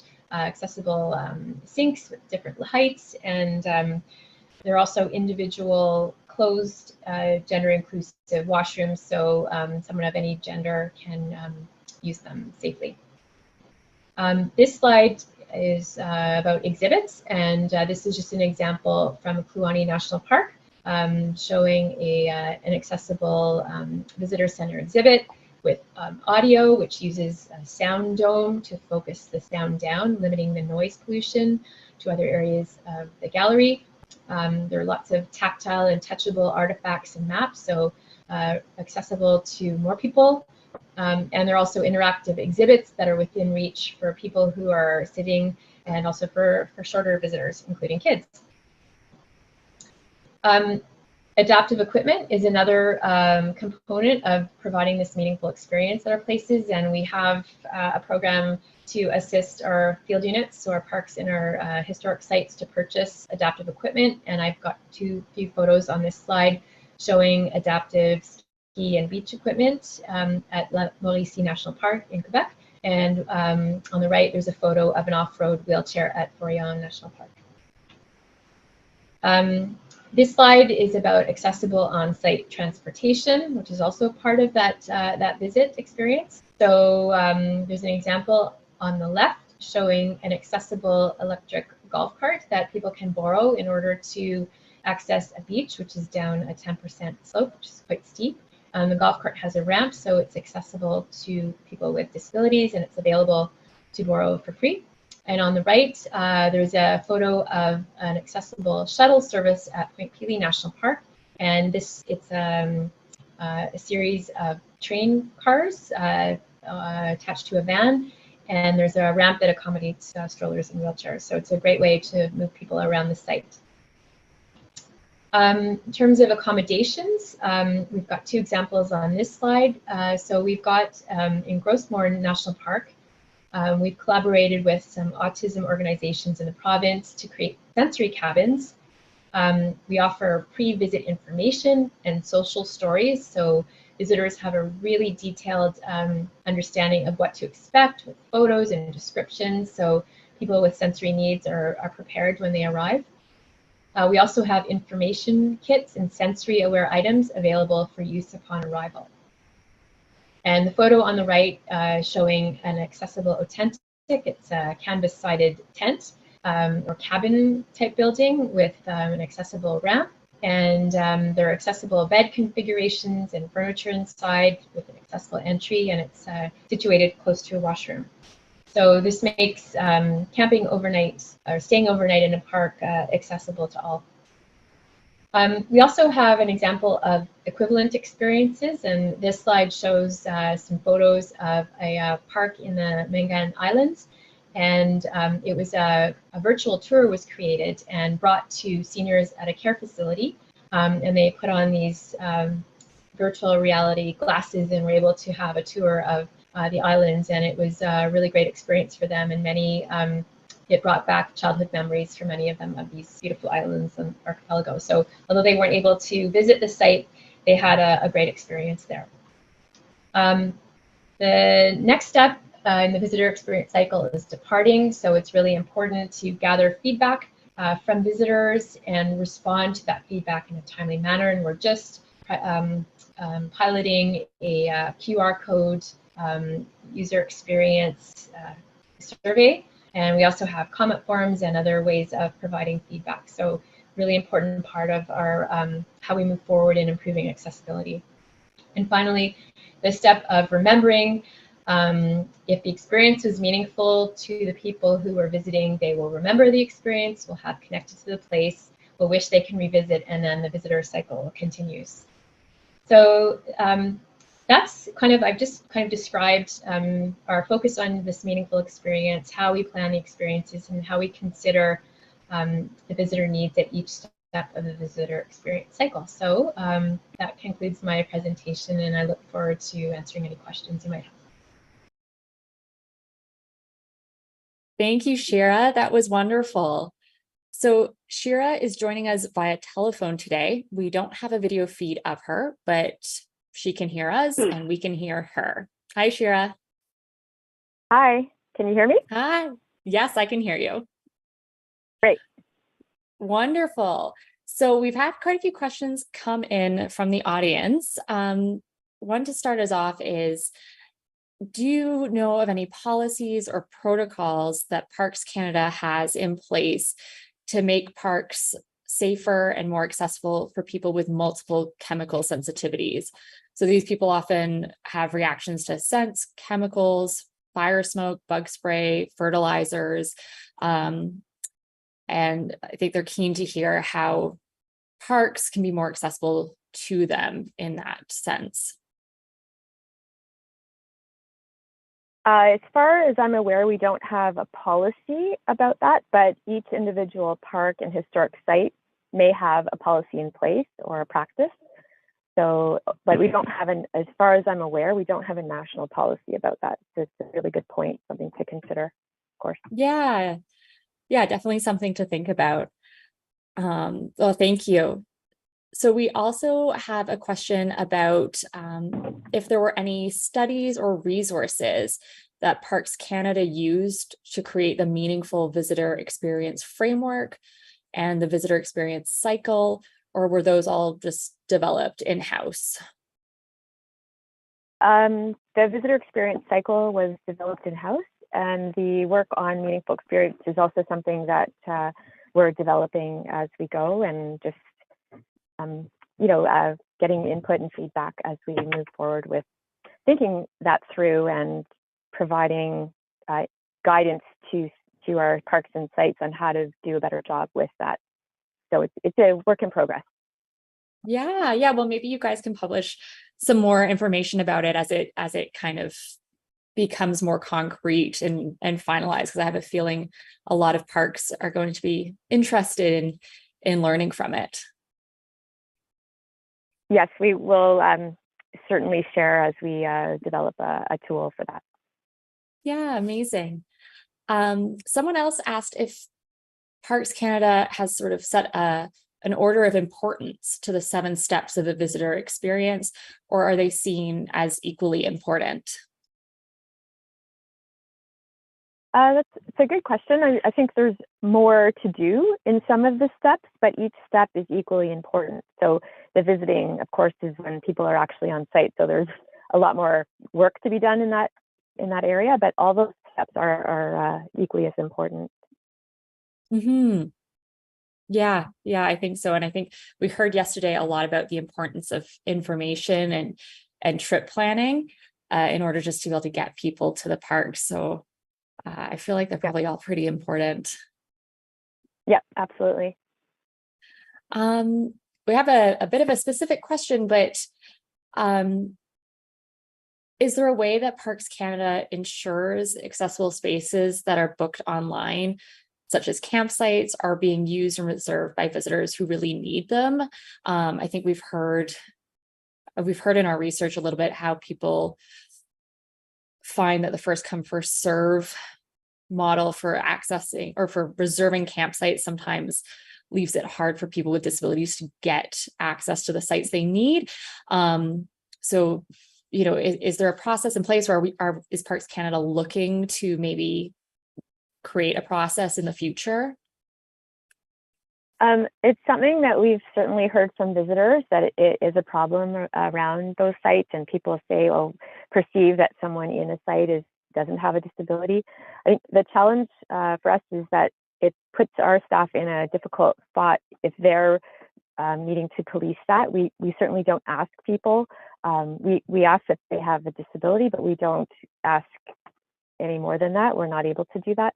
And so it's really a system of trust. And although we are finding people are saying it's not working, so it's something that we are looking at and trying to determine if there's a better way to do that. But we do have sites, when people are reserving online, they can filter for those accessible sites and select those. But it's just very difficult to police whether someone has a disability or not. We can't ask our staff to do that. No, of course. And I mean, we just heard from the hidden disability community before the break about disabilities that aren't super physically obvious, but these people still need certain accommodations and might need to access a site. So I can see how it's almost a bit of a catch-22. You don't want to be making people prove their disability, but still maintaining that access so people who need them are getting the sites they need. And I think the key is to just make more accessible sites. That's kind of although some of them may not be as close to the washroom, but is in terms of having a proper surfacing and clearance spaces around tables and other features, that's key. So if we can provide more of those, then the problem is less apparent when there are more sites out there to choose from. Yeah, absolutely. If the vast majority of sites have those accessibility features, then hopefully it's a lot less of an issue for people to find them. Yeah. We had a question about the virtual reality tour. They're asking if you collected feedback from that activity and how those participants felt about the virtual reality experience. So that I don't have the details around that. I wasn't involved in the project specifically, but what I did hear from the person that did do that work was that the seniors that were involved had such a wonderful experience. It brought back memories. It was very vivid for them, and they really enjoyed it. So if the person who asked that question needed more details, I can send the contact information to the person that led that project. Yeah, absolutely. So I think we can make sure that they get your contact information and put you guys in touch, because I think they've done some work in virtual reality visitor experiences at parks in the past. So I think they'd be quite interested in your activity. I think we have time for just one last question.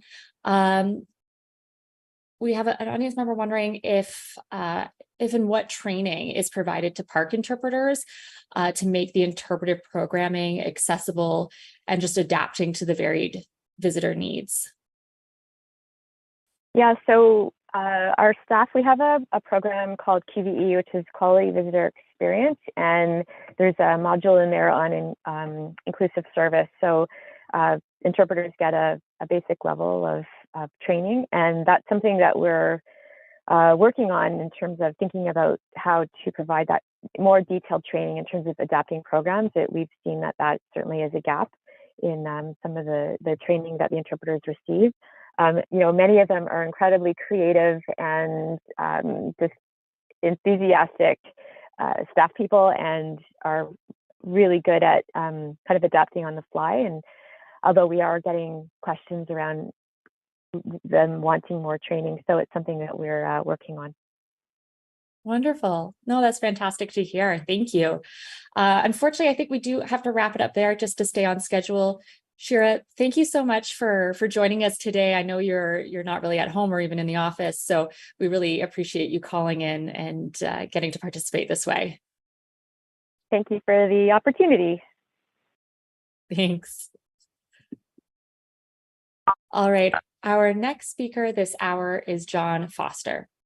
John is a market development specialist with Ontario Parks in the Visitor Experience Unit of the Marketing section.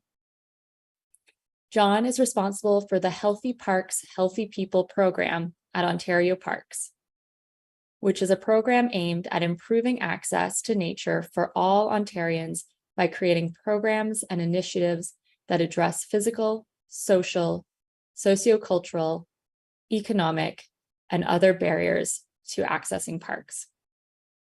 John's educational background focuses on visitor experience in Ontario's parks and protected areas. Welcome, John.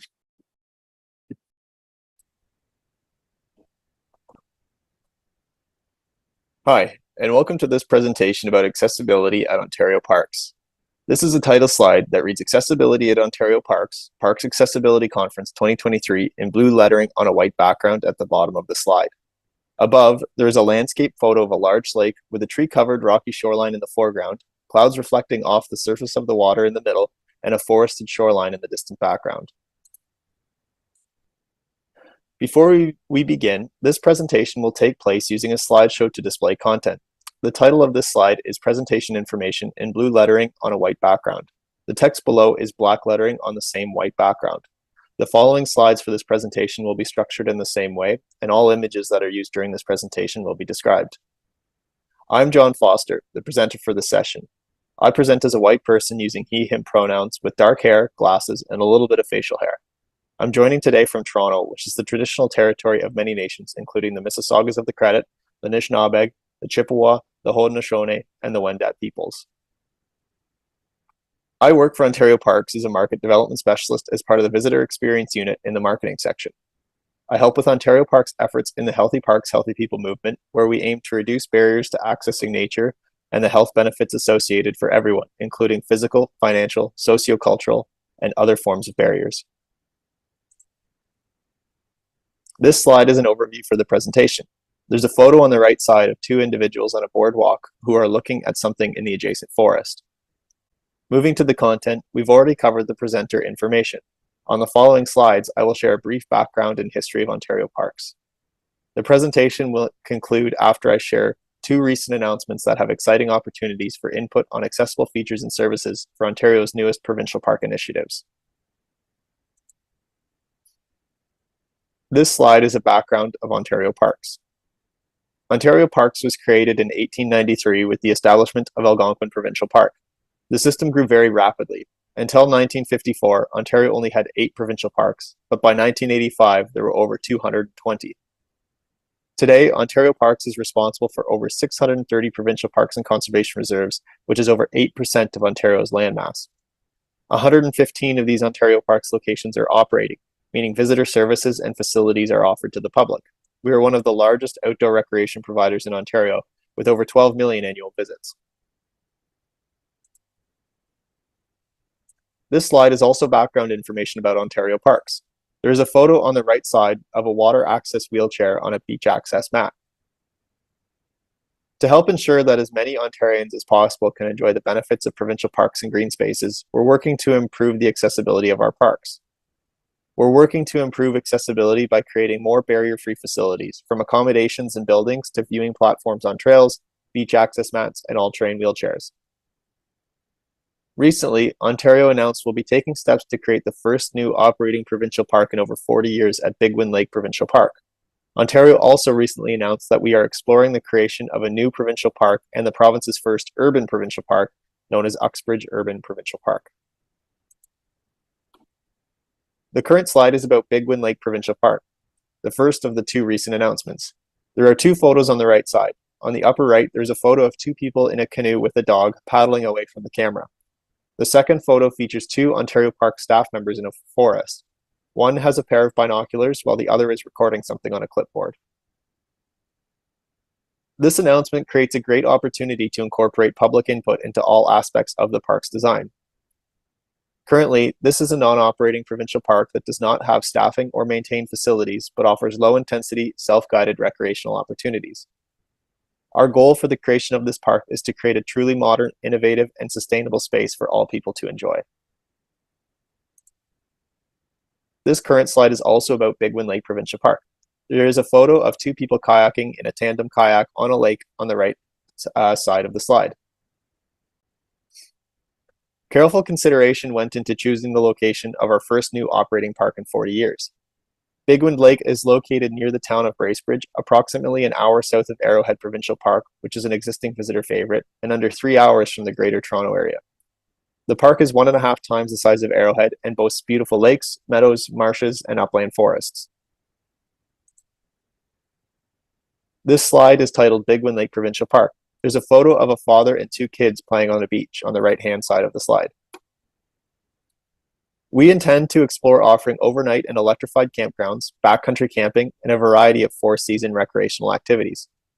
Once complete, the proposed park is expected to add approximately 250 campsites and up to 25 new cabins to the Ontario Park system, in addition to a number of walk-in and backcountry campsites. This slide is about the proposed Uxbridge Urban Provincial Park, the second announcement previously mentioned. There is a photo on the right side of a couple walking their dog along a trail. Ontario's proposed first urban provincial park, known as Uxbridge Urban Provincial Park, would be located in the township of Uxbridge within the Greater Toronto Area. This proposed brand new provincial park also comes with great opportunity to incorporate the public's input into the idea of creating urban provincial parks in general, and specifically about Uxbridge Urban Provincial Park. We're working collaboratively with local, regional, and Indigenous community partners to identify the full recreational and protection potential of an urban provincial park in the area of Uxbridge. This slide is about the proposed Uxbridge Urban Provincial Park. There's a photo of a trail through a forest on the right-hand side of the slide. We recognize that urban provincial parks could provide more opportunities for communities and visitors to enjoy the area's natural beauty and appreciate what it will have to offer, while strengthening the long-term protection of the area's biodiversity. By exploring the creation of urban provincial parks, we want to provide more access to recreational opportunities for Ontarians to enjoy, while boosting local tourism and strengthening the protection and health of local wildlife and the environment. This slide is titled Your Input Matters. There is a photo on the right of two people sitting on a bench on a rocky outcrop that overlooks a body of water. Ontario Parks is currently seeking public feedback on key elements of the new parks, including accessibility. What facilities or services should be offered at Bigwin Lake Provincial Park or the proposed Uxbridge Urban Provincial Park to make it accessible to all people, regardless of differing abilities? This slide is titled Feedback and Consultation Details. These are the opportunities to provide input on the two projects outlined in this presentation. For the proposed Bigwin Lake Provincial Park, there is a survey active until September 4th at the link outlined on the slide. People are also welcome to provide comment to the Environmental Registry of Ontario posting at the link on the slide. The following are other opportunities for the public to participate in the planning process. Please note that the dates beyond the first stage are tentative. Stage 1 is the invitation to comment on the proposed development of a new operating park at Bigwin Lake Provincial Park. This is the survey mentioned, which runs from June 22nd to September 4th, 2023. Stage 2 Ontario Parks will develop a preliminary park management plan in fall of 2023. Stage 3, inspection of the improved management plan, will occur in winter of 2024. For urban provincial parks in the proposed Uxbridge Urban Provincial Park, there's another survey active until September 4th at a link posted on the slideshow. Once again, people are welcome to provide comment through the Environmental Registry of Ontario at the following link. In the coming months, there will be opportunity for public and Indigenous consultations on any further project proposals through the Environmental Registry of Ontario and the Ontario's Regulatory Registry once the province has conducted initial assessments. Management planning stages typically take place following the boundary regulation process. The ministry will work closely with local Indigenous communities and stakeholders to help inform the government's final decisions. This closing slide is titled "For More Information." For general inquiries about Ontario Parks, please visit our website at www.ontarioparks.com/contact/email, and your email will be forwarded to the appropriate team. For inquiries about Big Wind Lake Provincial Park, contact Big Wind Lake Provincial Park at ontario.ca. For more information about the Uxbridge Urban Provincial Park proposal, contact planning.sez@ontario.ca. And for more information about the Healthy Parks, Healthy People program at Ontario Parks, contact John Foster at john.foster@ontario.ca. Thank you very much. Thank you, John. Just a note for attendees, we are sharing those feedback links in the chat and online on our Parks Accessibility Conference website. I just want to say what a fantastic opportunity for you to come and share about these new parks and the feedback, and the fact that the feedback's open right now so people can actually hear about it and send in their comments. I think it's really good timing. Yeah, certainly. And we encourage as much public input as possible for these. It's a great opportunity to have input from sort of the ground level, the start of the creation of 2 protected areas. So it's very important to be here to share this information today. Yeah, absolutely. And I was wondering if you know yet what the existing plans are that already include accessibility. Like, what sort of accessibility features are already being included in the draft plans? Because that might help people identify what some of the gaps are when they're sending in their feedback. Yeah, certainly. That's a great question, but we're still very much at sort of the ground level with this and the planning. So like there's a few ideas around sort of campsites and how many campsites there will be, backcountry and front country opportunities. But on the other hand, it's still very much sort of a blank slate where a lot of these decisions will be made based on what public input is received. And so that's part of the reason why we're excited to be sharing those opportunities over the coming weeks. Yeah, well, if I could go ahead and say, it sounds like whatever you have planned for the number of accessible campsites, maybe double it, triple it. Let's get on that from day one, right? And so again, probably, presumably, obviously, I think it sounds like the camp will be built, or the park will be built to AODA standards, particularly for like the visitor center and the bathrooms and stuff. But is there any additional accessibility goals that Ontario Parks have for these parks?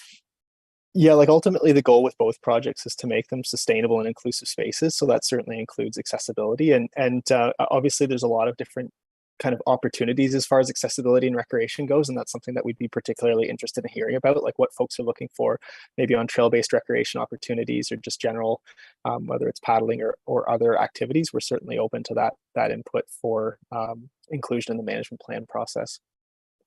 Yeah. Well, and I think this kind of circles back to Stan's keynote when he talked about universal design and the importance of applying universal design principles from day one. Really, this is just such an exciting opportunity for parks, for Ontario Parks. Absolutely. Yeah, I agree completely. So this is a great question. Do you kind of intend for this to become like a model for accessibility for future parks? Is that a bit of a goal that you guys have? That's a great question. I think at Ontario Parks, we're always looking for opportunities for this public input when it comes to the management of provincial parks. So certainly like the feedback that would be received in these processes would be considered for future projects as well too. Yeah, and hopefully any new updates to existing parks will benefit from all of the feedback that you guys receive during this process. Absolutely. Yeah. Yeah. So I mean, a big component of accessibility design and the disability advocacy movement is nothing about us without us.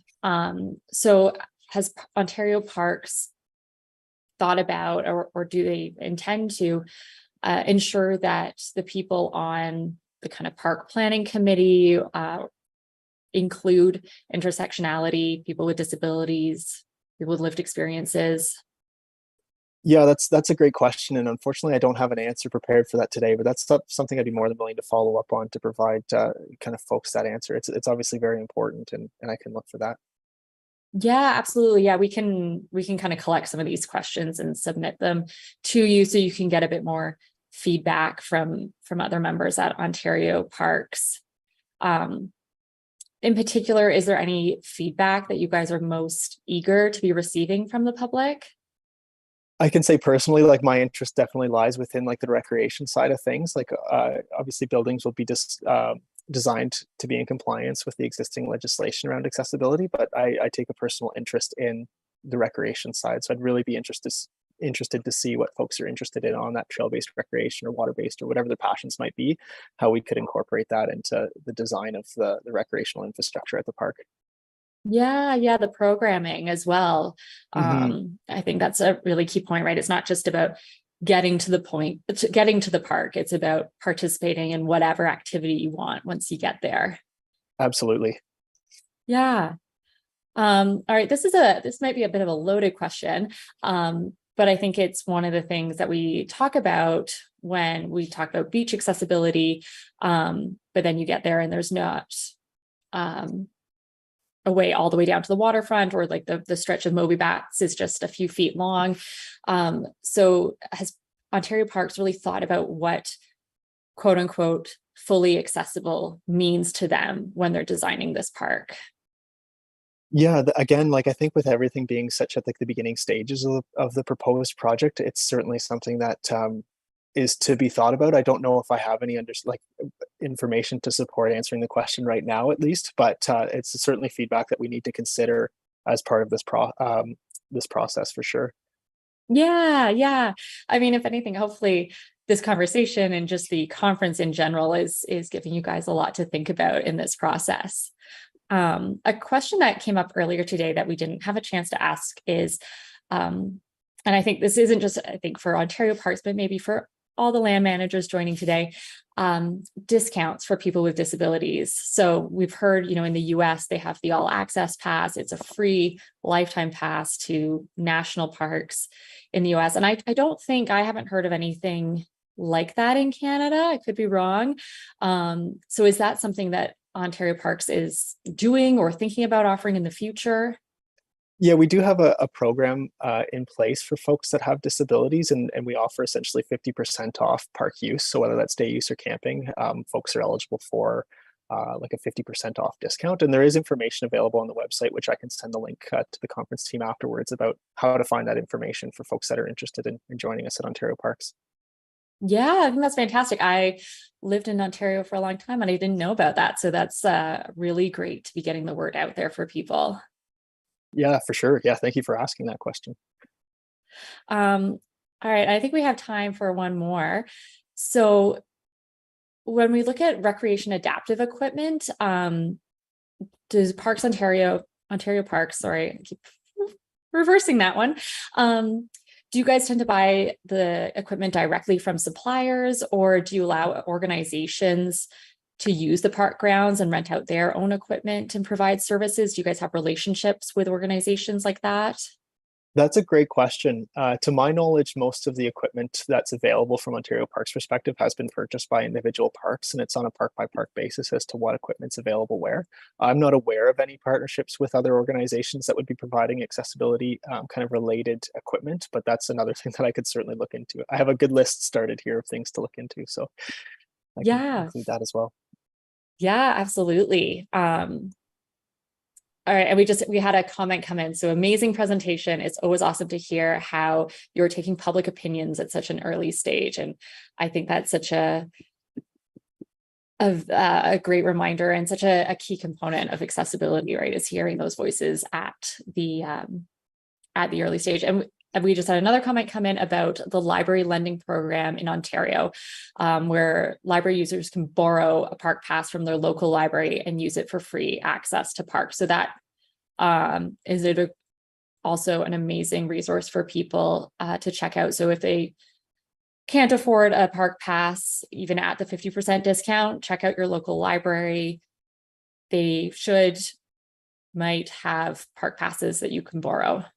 Yeah, that's correct. So that's a program that I directly administer, and we have that program in about 60% of Ontario libraries. All publicly funded Ontario and Indigenous libraries are eligible to participate. And it's essentially like you take your card to a participating library and you check out a day pass to Ontario Parks, much like you would a book or a magazine or any sort of other material. So it's a program we're very proud of, and it has a lot of uptake as well. We see a lot of visitation from this program directly too. So more addressing sort of economic barriers to access, but certainly something we very enjoy putting forward. Yeah, well, and I think it's important because a lot of people with disabilities live on a fixed income and can face economic barriers as well as physical or sensory barriers to accessing parks. So I think it's really important to get that out there. Apparently, BC Parks also offers free camping for people with disabilities across their lifespan. So yeah, really appreciate people filling us in because I'm not aware of every single province's park programs. So this is great if we can get the word out there for everyone as well. All right, well, John, I think we're going to leave it there and keep moving. Thank you so much for sharing this with us today. A reminder to everyone to check out the links in the chat, share your feedback. This is the perfect opportunity. They want to hear from you. And hopefully we'll see these parks open in the near future and a great model for accessibility. Absolutely. Yeah, thank you. And can't stress enough how much we're looking forward to that public input. So I appreciate the platform to share those opportunities. Yeah, amazing. Thank you, John. Thank you. All right, our third speaker this hour is Kate Zealand. Kate is the Community Engagement and Inclusion Specialist at BC Parks. In her role, she focuses on provincial strategies, initiatives, and projects to support inclusion and accessibility in BC's provincial parks. Most recently, Kate has supported the launch of the BC Parks Commitment to Inclusion, a renewed commitment to make BC Parks welcoming and meaningfully accessible to all. With the launch of the commitment, Kate's work focuses on both supporting the concrete actions BC Parks is taking to support inclusion and accessibility, and the long-term and systemic shift of implementing the vision of the commitment. Kate is passionate about learning directly from those with lived experiences and finding ways to amplify the voices of those who experience barriers to accessing the outdoors to create learning opportunities for visitors and staff. Welcome, Kate. Hello, my name is Kate Zealand. My pronouns are she, her. I am a light-skinned person with light brown hair pulled back wearing a black shirt, and my background is blurred. I am the Community Engagement and Inclusion Specialist at BC Parks, and I led the launch of the BC Parks Commitment to Inclusion this year. In today's presentation, I will be talking about the vision and principles within the commitment and give 4 examples of ways we are working towards our vision. My cover slide is blue with a vertical yellow border on the left-hand side. The subtitle is Parks Accessibility Conference 2023, and my name, Kate Zealand, and my pronouns she, her. On the right of the slide is a graphic of the cover of the BC Parks Commitment to Inclusion, which has the BC Parks logo at the top, a short decorative horizontal yellow line, and then the title of the document. At the bottom of the document are blue mountains, and running vertically on the right are graphics of various leaves in greens, yellows, and oranges. The image of the Commitment to Inclusion appears a few times in this presentation, and I will refer to it as the Commitment to Inclusion cover page. I will be describing my slides and their content throughout the presentation. The next slide has a blue title on the top that says Territorial Acknowledgement. The bottom of the slide has a decorative yellow horizontal line and the BC Parks logo at the bottom left corner. 1/3 of the slide on the right-hand side has a photo. This photo is of a beach where the tide is out and there is sand and seaweed. You can see a child in a raincoat walking towards the water. Before I read the content of the slide, I will note that this title, footer, and photo format are the same for my remaining slides. This slide states that I am grateful to be presenting on the traditional territory of the Algonquin-speaking people, known today as the Songhees and Esquimalt First Nations. The beach is near my house and the child is my daughter playing. As a settler on this land, I am grateful to live in this beautiful territory with my family. You can learn more about these nations, including history about the Algonquin people, by visiting esquimaltnation.ca and songheesnation.ca. The title of this slide is Our Vision, and the photo is the Commitment to Inclusion cover page. In March of 2023, the BC Parks Commitment to Inclusion was launched. This document was many years in the making. BC Parks worked closely in collaboration with equity diverse groups across the province, BC Parks employees, and experts within the public service, who all gave us insights and feedback about the barriers that equity diverse groups experience when visiting the provincial park system in BC. This is a renewed commitment by BC Parks to focus on inclusion and accessibility. And the vision of our commitment, which is written on the slide, is that BC Parks is welcoming and meaningfully accessible to all. Adding the word meaningful before accessibility is a really intentional choice and is intended to expand our thinking about accessibility. Meaningfully accessible doesn't mean paving all of our backcountry hiking trails. It means removing barriers for visitors by creating options that recognize the diversity of needs that our visitors have. This slide's title is the Commitment Principles. The photo is two people holding hands and looking at each other while walking down a forested trail. One person has short hair, a dark blue t-shirt, brown pants, and is holding a dog leash. And the other person has medium-length curly hair, a red plaid shirt, and shorts.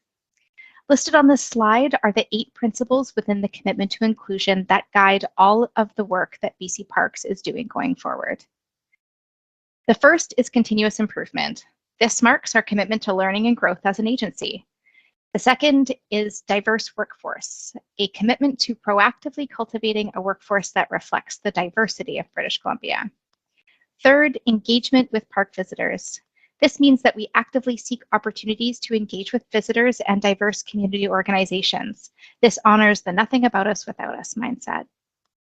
The fourth is inclusive policies, processes, and practices.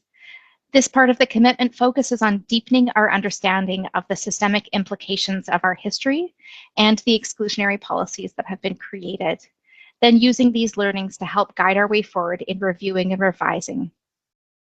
Fifth is inclusive work culture, which is about fostering a fair and respectful workplace that harnesses diversity as a strength. Sixth, listening to diverse lived experiences means listening to those with diverse lived experiences and seeking to better understand what needs to be done to help people feel psychologically and physically safe in BC's provincial parks. Seventh is longevity. This one actually came as a suggestion directly from our partner organizations. It's recognizing that inclusion is a journey and not a destination, and having a long-term focus on all of our inclusion-related work, including engagement and adaptation strategies. And finally, universal design. Universal design is the process of creating products that are accessible to people with a wide range of abilities, disabilities, and other characteristics. So the vision and the principles are great in this political document, but what does it mean? The important part of this work is what we do next, and there is a lot of work going on. There's a lot of specific commitments within the document that we have actioned and new ones that we're starting to action. So next, I'd like to give you 4 tangible examples of some of the things that we have done to support the launch of our commitment. This slide is titled, What Does Our Commitment Look Like? And that is the title for the next 4 slides. The photo is a picture of myself at a podium wearing pretty much the same thing I'm wearing today. My face is turned to the side and my arms are gesturing in front of a projected image on a screen, and there's another person behind me. This was at a recent training I delivered to BC Park staff about the commitment to inclusion. Training our employees is a big part of the commitment, and that is one that will continue to evolve. One of the actions I want to highlight is bringing lived experiences to life in our training sessions, which is the bullet on the slide.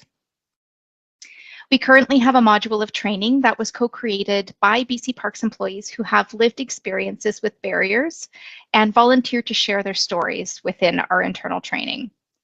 We've collaborated on creating case studies about their experiences in the workplaces in a way that enables our trainees to not only get a firsthand account of what it is like to have barriers in the workplace, but also how these barriers can be overcome. We also add an additional layer to the learning by having trainees reflect on their unconscious biases and how it can impact their perception of people with invisible barriers, especially when we don't know they exist. As we move forward with our trainings, as an agency, we're focused on bringing in trainers and speakers who have a diversity of experiences, both in workplaces and in our parks, to help employees widen their lens about the variety of barriers that are out there in the world and what actions can be taken to help support people with them. The photo on this page is of 3 people carrying a trail rider with a person in the trail rider. And there's actually a 4th person as well that's blocked, but you do need 4 people to carry this piece of equipment. The person in the trail rider is actually the Minister of Environment and Climate Change Strategy, Minister George Heyman, and the people carrying the trail rider are from our partner organizations, Community and Power to Be. And this photo happened at the launch event for the Commitment to Inclusion. The launch event was really special because so many people from our partner organizations joined us to celebrate at the announcement, which took place in North Vancouver at an adaptive mountain bike loop that we helped to fund. Working with diverse communities is the foundation of what is going to help us realize our vision. Connecting with organizations individually and chairing our inclusion steering committee of external partners are the 2 main ways we connect right now. Our conversations focus on deepening our understanding of the barriers that groups experience in parks and then collaborating on ways to remove them. This is what the slide says. Based on conversations with our partners, some of the initial actions we've taken to remove barriers are working towards shifting to non-gendered toilet facilities, providing ways for equity diverse groups to have an exemption to the day use park pass system needed to enter certain high visitor parks. And this is to support groups that may have barriers to their ability to access technology, knowledge barriers, and just generally allow it to be easier for equity diverse groups to access nature spaces in provincial parks. We also have provided our partners who represent visible minorities in parks who run events with their members with authorization letters when they bring their groups into parks to run activities. This was created in collaboration with our partner organizations to support the fact that many members feel psychologically unsafe in parks, especially when spoken to by rangers who are in uniform who may be asking about why they're there. We are continuing accessibility upgrades to Front Country parks, including washrooms, parking lots, and trails.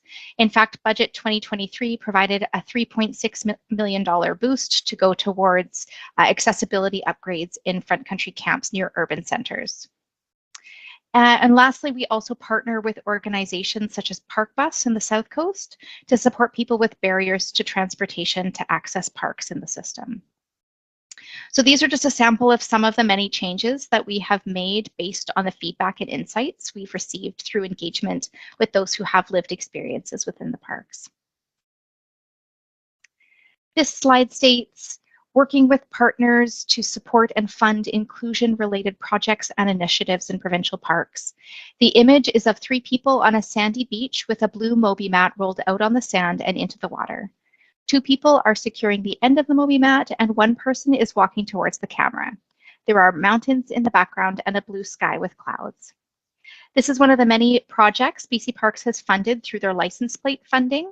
For those who are unaware, the province of BC has a partnership with ICBC, whereby motorists in BC can choose from 3 specialized BC Parks license plate for $40 a year.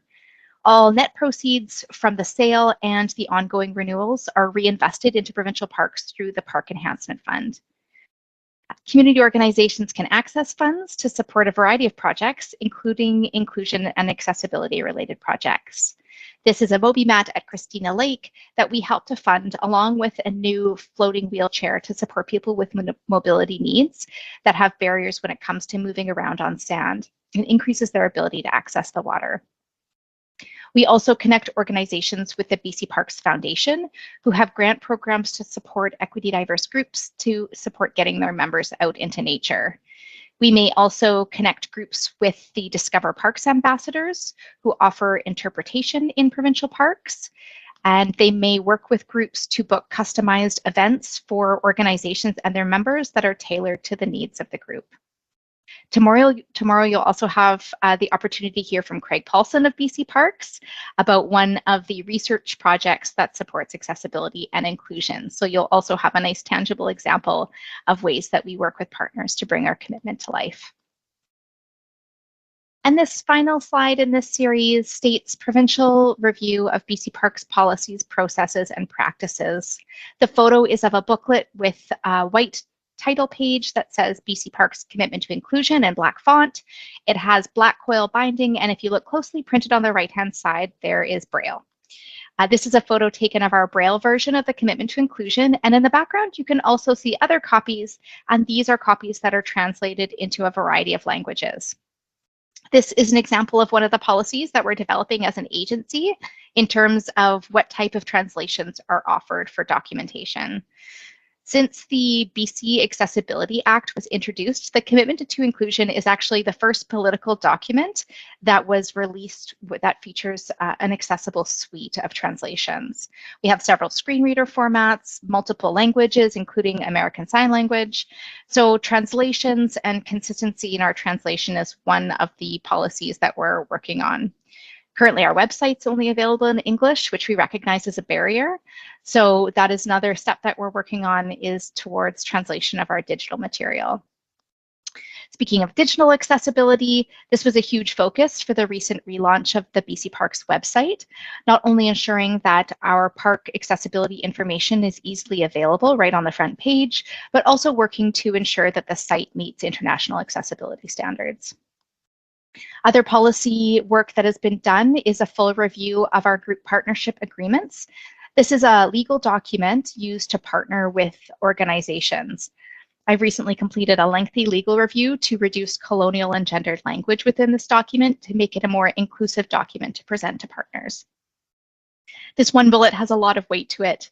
We work closely with our partner organizations as well as our internal Equity, Diversity, and Inclusion Advisory Council that's made of BC Parks staff across the province. And these groups help us identify and prioritize what areas within our agency need review and revision. This is one of the primary aspects of my role of the provincial lead of the Commitment to Inclusion.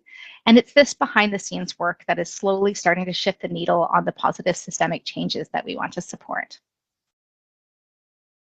So those are a few examples. There are so many more happening, so many more have happened, and more to come. This is a long-term, never-ending journey for BC Parks, and we're just at the start line of this renewed commitment. The title of this slide is Want to Learn More, with a question mark, and the image is the Commitment to Inclusion cover page. And the content of the slide are links to various ways to learn more, which I'll go over now. I invite you to learn more about our commitment at bcparks.ca/inclusion, where you can read the document itself. You can also connect with me directly at kate.zealand, Z-E-A-L-A-N-D, at gov.bc.ca. We are committed to sharing our journey through storytelling, so you can follow along with our commitment on Facebook and Instagram at Your BC Parks, or on the BC Parks blog. I want to thank you for the opportunity to speak at the conference today, and I look forward to connecting with you and hearing the questions that arise during the Q&A. Thank you. Thank you, Kate. That was fantastic. We had a few questions come in. I wanted to start with, I love that you shared that you've tried to address the transportation challenge by partnering with ParkBus. Mm-hmm. You know, we heard about that yesterday, transportation being an issue. It's come up a lot in our research. I thought that was a great, attempt at finding a another solution to transportation. And I'm wondering if you've seen a good uptake in that service. Yeah, Park Bus has been a partner of ours for many years, and it's a very popular service in the South Coast area. And of course, that's where there's all these incredible parks that have a lot of visitors going to it. So it's always going to be a really popular service. And so we support primarily their NatureLink program, which is the component that supports people with barriers getting into parks. So a lot of people use Park Bus who just need transportation to the parks, but then this specifically supports people who have additional barriers to accessing nature and eliminates the transportation barrier as well as any other barriers that they experience in parks. So yeah, it is a very popular service, and would love to see other partnerships in the province as different organizations support transportation in the same way. Yeah, if we can kind of expand that into other areas within the province. We've also had a question come in about enhancing accessibility beyond the front country. So with the rising popularity of adaptive mountain bikes, is BC Parks working with community partners to adapt some of the backcountry trails for adaptive riders? The thing with adapting the backcountry trails that I've learned is the technology for adaptive equipment is growing so fast that's been our focus for the most part, is funding all different types of adaptive equipment to support the different types of trails that are out there. So we don't have any strategies currently on adapting the trails themselves. It's been mostly on finding the equipment to reduce the barriers of that, and keeping our eyes on the innovation when it comes to adaptive equipment. Like, there's always new amazing things that people are creating to support getting out into the backcountry. So that's been our primary focus. But again, this being the start of a renewed commitment, who knows where it's going to take us. But yeah, our focus has primarily been on the equipment itself over the trails. Yeah, great to know. And again, maybe that can just be like an ongoing thing as new trails get maintained and worked on or rerouted, thinking about the width of the trail in order to accommodate those adapted bikes. So another thing that I thought you shared, which is hopefully fantastic for other provincial parks to be learning from, is the BC Parks license plate fee strategy. I thought that was just such a great way to collect some additional funds. And I was wondering if you're aware of any other provinces that have that program in place. It might not be the best question for you to answer. I'm not sure. I can tell you about the BC Parks ones. Sure. Yeah. If you want to share a little bit more about that, how it maybe like how long it's been in place, that could be helpful. Yeah, I would encourage everyone to check out the BC Parks website for the license plate program section. We put out an annual report every year, and we've recently put out a 5-year report, and it tells you all about the amount of funds, the huge growth this program has seen since its launch. Being from BC, anyone else who's on the call, like, we know those license plates are everywhere. And so I find it so wonderful working on the team that knows where those funds are going, can see where it's actually being used. So definitely check out the annual reports, the 5-year report, and then really, Facebook and Instagram. Anytime we're highlighting a project that's funded using license plate funds, we always mention it. And so it really gives you that direct connection of like, where is this money going? It's a really easy way to contribute to the park system in a really meaningful way. Yeah, absolutely. We have someone who just commented that PEI has a conservation license plate, so they're not sure if it goes to parks specifically or just conservation efforts in general. But I think we could maybe encourage all provinces to think about utilizing license plate fees as directing some of the funds more specifically. So another thing that we've heard kind of over the course of the conference so far is the importance of maintenance. You shared about the Moby bats being used on the beaches. And I was wondering if there's any policies or practices in place to make sure that sand is cleared off from those mats pretty regularly, right? There's ongoing maintenance of things that maybe happen every year or something, but those Moby mats almost need to be checked every day Yeah, I see that comment on Facebook posts. Whenever we post about the Moby Mats, there's always that comment about sand. And so, there are a few Moby Mats out in provincial parks right now, and it's still in that pilot phase and that learning phase, and learning from those with lived experiences, so that we can take our time to really understand what are the policies, what do we need to create to make sure that we're doing it correctly and not jumping into here's what we do. I went and visited the Moby Mat at Christina Lake this a couple months ago, and it was so great, so exciting. And we went with someone who was a wheelchair user, and she was saying, we can't get to the Moby Mat easily. Look where the wheelchair is stored, look where the Moby Mat's stored. And it's bringing those lived experiences to life where you're like, great, we've purchased it, we've got it, and it's not there yet. We need to continue growing it. So definitely have heard the comments on the sand. There's no policy yet, but as this program grows, as we fund more adaptive equipment in parks, certainly that'll come along with it. And it'll be guided by all of this feedback and learnings from those who are using the equipment. Yeah, for sure. And I think it's just kind of building that in almost to people's daily practices and daily tasks and things like that as well. We had another question about collecting feedback from the public regarding comments and needs and stuff. This might be a better question for Craig tomorrow, but he told me about how BC Parks at one point conducted a survey by sending the survey in the mail to everyone who had registered for a disabled parking pass. And I thought that was such a great way to kind of reach your target audience of people with disabilities and getting their feedback specifically. And so I kind of in part wanted to share that with the audience and particularly the land managers as possibly a way to source feedback, but also just ask, like, is that a method that you've been using again, or have you developed other ways to kind of gather feedback specifically from this target audience? Yeah, I mean, that is an incredible initiative that Craig was at the helm at, and we gained so much valuable information from it. In terms of where we source information from, as well as that initiative, which we haven't repeated, but I'm sure we will at some point. We've got a visitor satisfaction survey out right now. It's the first survey that we've launched since before the pandemic, and we used to do them every year since the 80s. And so now that we've got the commitment to inclusion, that annual survey will be a really important part for collecting data from people who have had experiences in the provincial parks. We've also got a feedback tool that's available to any park users, and it can be feedback about the big picture, or it can be their sand on the Moby Mat, and we've got a system that can direct that to the right person.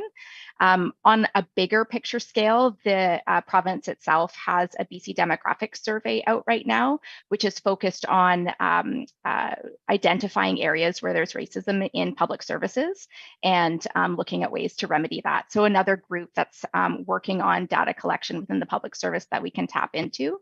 And then, of course, our Inclusion Steering Committee, which is made up of a variety of organizations and continuing to grow to become more diverse. They're a really great advocate for their members and helping to articulate to us what barriers are out there and giving us the feedback we need to make the changes. Amazing. I think that's great to hear. I know people often are concerned when they send these feedbacks, and is anyone reading it? Is anyone listening? Is anyone going to do anything with it? So it's great to hear that, there's a real person reading these comments. All right. Unfortunately, I think we're going to have to wrap it up there just to stay on schedule. Kate, thank you so much for coming today and sharing about BC Parks and the commitment to inclusion. Great. My pleasure. Thanks, Alice. Thank you. All right, we'll now take a short break. Our next session will start at 3:10 Eastern Standard Time. We are having a panel discussion up next with members from different organizations, as well as some land managers. Please take the next few minutes to take a screen break, get some fresh air, or move your body.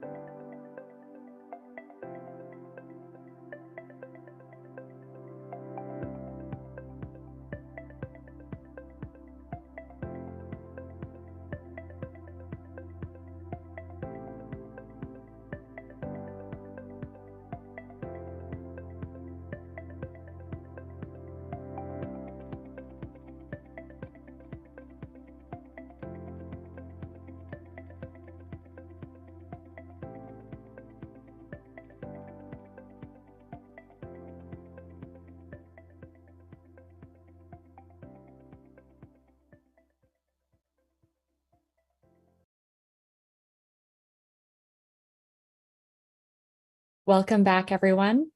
Our session this hour is a panel discussion with representatives from Power to Be, Canucks Autism Network, Parks Canada, and the BC Parks Foundation. Power to Be is a nonprofit organization that creates access to nature for youth, families, and adults living with cognitive, physical, financial, and social barriers. Canucks Autism Network is a nonprofit organization dedicated to providing programs to individuals on the autism spectrum and their families while promoting acceptance and inclusion through community engagement and training initiatives across BC and beyond. Together, they will be sharing more about the Welcome Project. Moderating the panel is Karina Kenigsberg. Karina is the Director of Programs and Impact at Power to Be.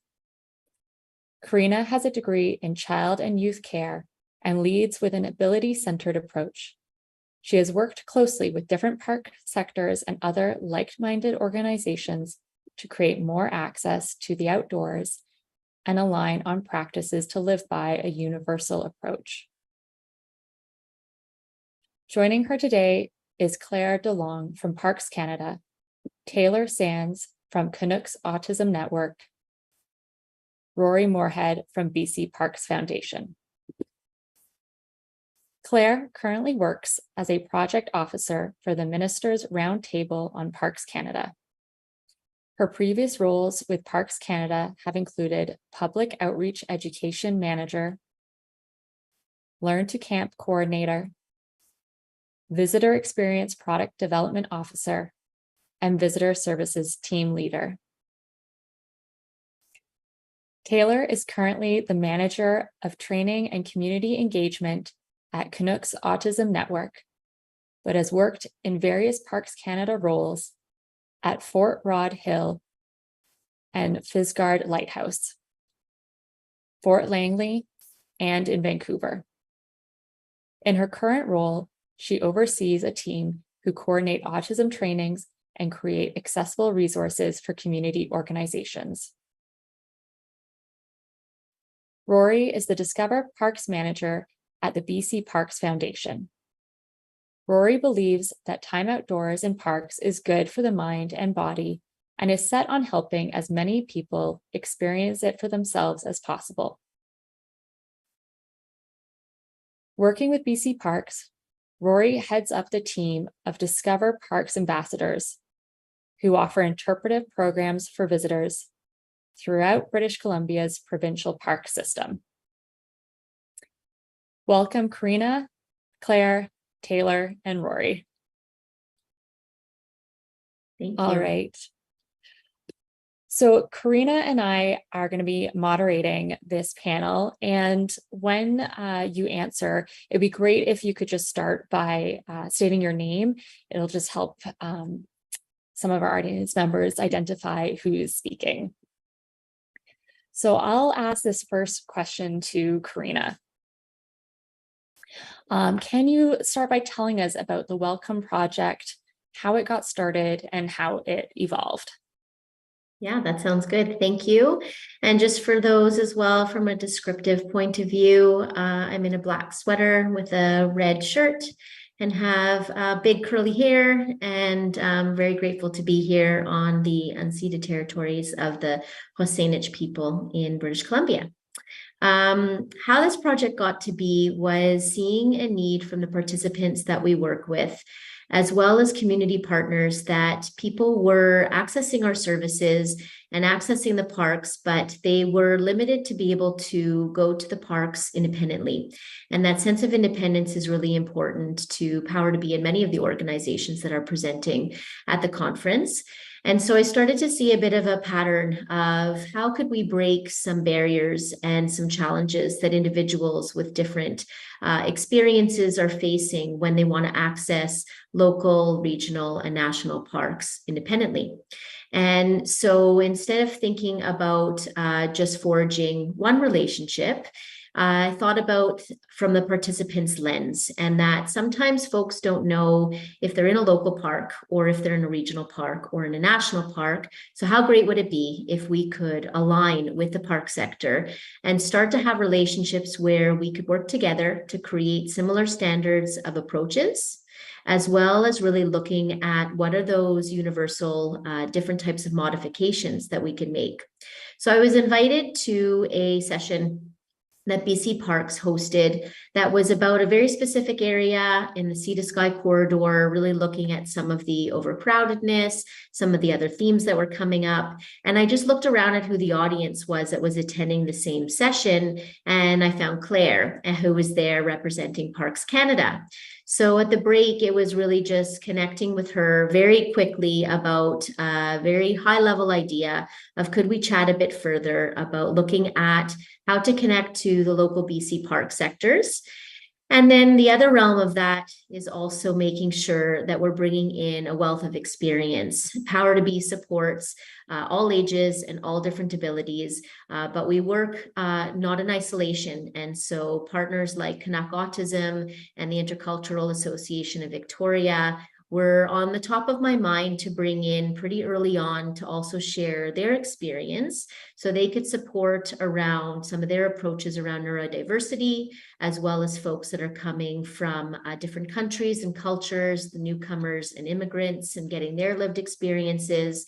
And so really started to create a bit of a package on how do we connect the park sector with organizational expertise that has a broad scope of participants, and how do we together create new approaches around universal access and design. So that's where the Welcome Project started. Claire really saw that this should be a driven initiative from Parks Canada, and really big kudos to her for stewarding that relationship. And then the reins were passed over to Parks Canada, and Parks Canada really worked hard to change the name to something that really encompassed that it was more than just a training. So I'll pass it over to Claire, who can share her story. Thanks, Karina. And it's so nice to be joining everybody here today. I wanted to start off by saying I go by the pronouns she, her, and I have long blonde hair and I'm wearing glasses and a green shirt. Particularly when talking about the outdoors and nature, I think it's important to recognize whose lands we're on. So I'm grateful to be joining today from the unceded territories of the Musqueam, Squamish, and Tsleil-Waututh First Nations. And as Karina said, the Welcome Project really came to be as we realized our organizations were working together in different capacities. So we felt that streamlining those communications and taking that more collective approach to training and program delivery would really benefit everybody involved. And so in 2019, Canuck's Autism Network and Power to Be delivered training to BC Park staff, as well as Parks Canada's Vancouver Learn to Camp team on inclusive measures in the outdoors. And this training was held in person, and it had consisted of rotating stations with topics such as adaptive equipment, front loading of information, and programming best practices. And then following that training, Parks Canada team members delivered workshops on camping and outdoor safety. And then at the end of the summer, it culminated in a big overnight camping event held at Cypress Provincial Park. And this was specifically for Canuck's Autism Network and Power to Be participants. And this was put on by Parks Canada and BC Park staff who were able to utilize some of the knowledge from working with these organizations earlier in the summer. Then 2020 rolls around. Given the COVID-19 pandemic, we really needed to shift and kind of come up with a team, a new way to approach training and program delivery. But this allowed us to shift to a virtual approach, which ultimately extended the reach and the breadth of the training. The Intercultural Association of Greater Victoria, also known as ICA, Canuck's Autism Network, and Power to Be created pre-recorded videos with strategies for creating that welcoming and inclusive environment for the park staff teams. And then the videos were followed by a half-day virtual gathering. And this consisted of panel discussions and scenarios for each group to talk through and really receive feedback on. Then In 2020, the Vancouver-based Parks Canada outreach team also joined Learn to Camp team in the training along with BC Parks team members. And then this training helped increase knowledge and have staff consider really the varying needs and desires of individuals who show up at parks, which may be very different from their own lived experience.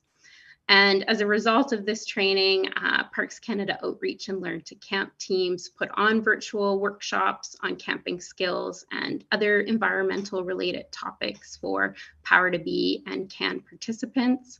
Then from 2021 onward, we were able to meet in person again, which was greatly appreciated, and able to resume some in-person workshops and overnight camping events, and put those on specifically for members of CAN, Power to Be, and ICA Victoria.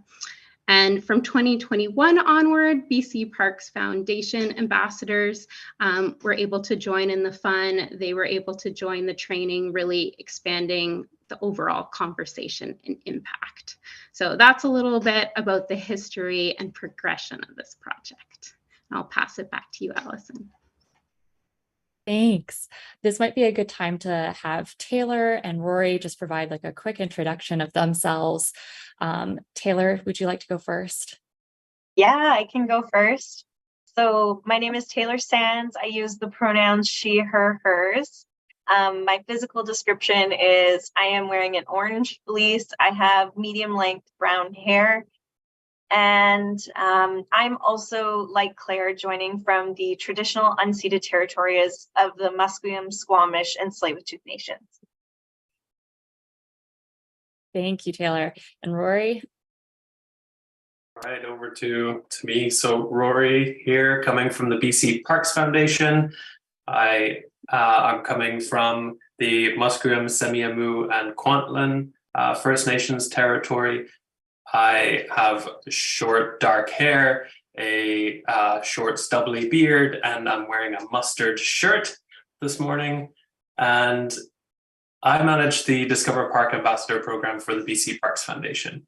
And what those folks do, they are out in parks engaging, educating, and connecting people to the park system by running nature walks, programs, setting up information booths, and even doing amphitheater shows in parks. So welcoming over 100,000 people to the parks so far this summer.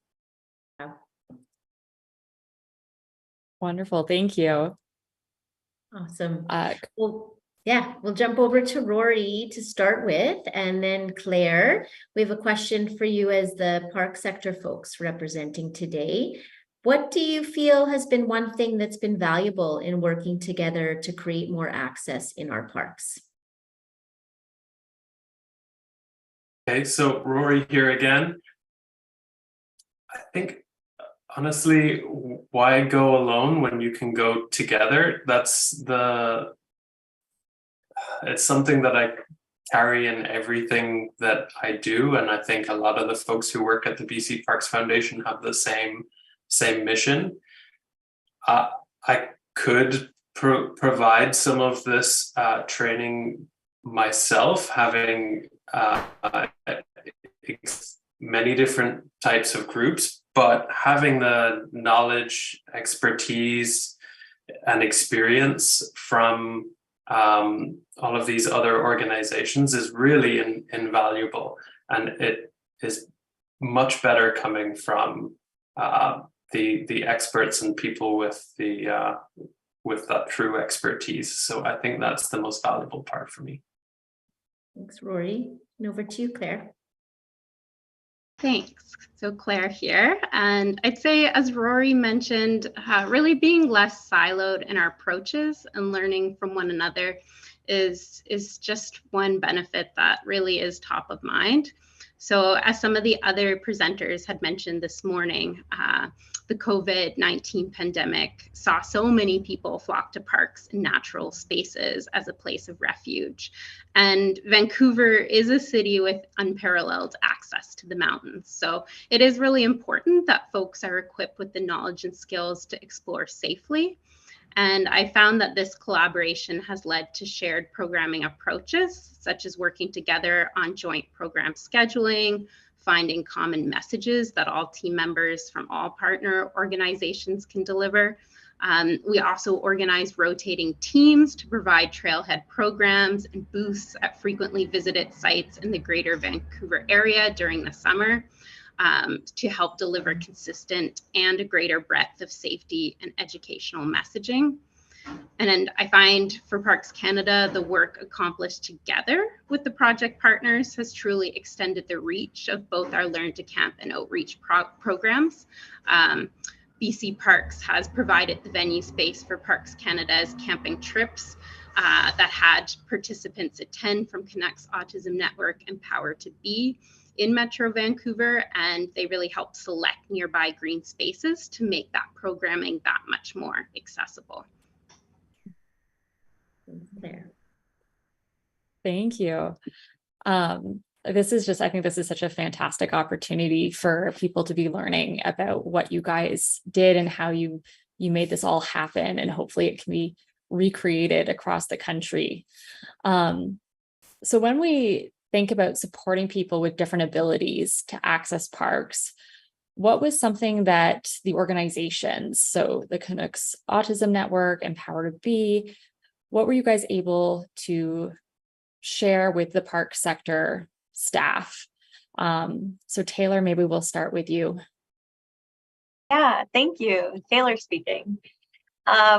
So yes, it was such a pleasure sharing with these teams just some best practices and also understanding their context and making sure that we apply our knowledge to their context. So just to give you a little bit of an example, one of the things we talk about is communication for autistic folks. And that, having photos of the parks and what the trails look like. And also when you're kind of communicating important messages at parks, having those visuals is really important for that community. Also, Claire alluded to the fact that we discussed with the different teams that it's really important to try to be predictable for this community. Many people on the autism spectrum really thrive in routine and knowing what to expect. So the more information that's on websites or at a park when you first arrive, the more supportive it's going to be.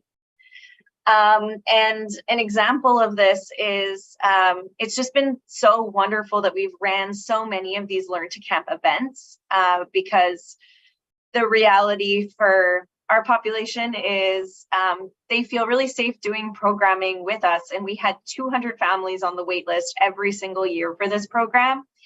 And the first year we were still learning and there were some great visuals, but I gave the feedback that, when setting up a tent, there was one Parks Canada or two Parks Canada staff setting it up for the group. And then they said, okay, go set up your tents. And I mentioned that it would be really beneficial to have like a little visual package that shows a step-by-step guide. And amazingly, this summer, the Parks Canada team did that. And I was able to go through the package with one of our young participants, and he was so engaged, and it made him really want to help his mom set up the tent. So it's what I always kind of say about like the support strategies that we teach is that they are not huge things that require tons of money. They are things that you can really do on the spot, but they do really enhance the experience of participants. Yeah, I think that's such a fantastic example of a solution that's really not cost prohibitive, but is very effective at supporting the people that need that type of information. And I think it also speaks to, we don't know what we don't know. So if parks don't know that is such a simple tool, then they just don't know to implement it. And so that's why these connections, collaborations, partnerships are so pivotal to making those changes and really getting those solutions in the hands of people that need it. So I think that's such a fantastic example and such a great one to share with everyone. Karina, did you want to add to that? Sure. Yeah. Thank you. Karina speaking. In our workshops, I think it's really important, and I think this builds on what Taylor is sharing, is really focusing on the attitudes, the approaches, and the adaptations. And so when we're doing our workshops, we're breaking down those three components and really looking at how to create that, shift of your narrative of how people's perspective are when they're working with diverse populations. So little things around language of using people first approaches, having an ability-centered perspective, focusing on people's strengths and their interests versus potentially the barriers or challenges that people are living with on a daily basis. We also looked at some of those approaches. So how can you really adapt in a way that is meeting the people's needs where they're at?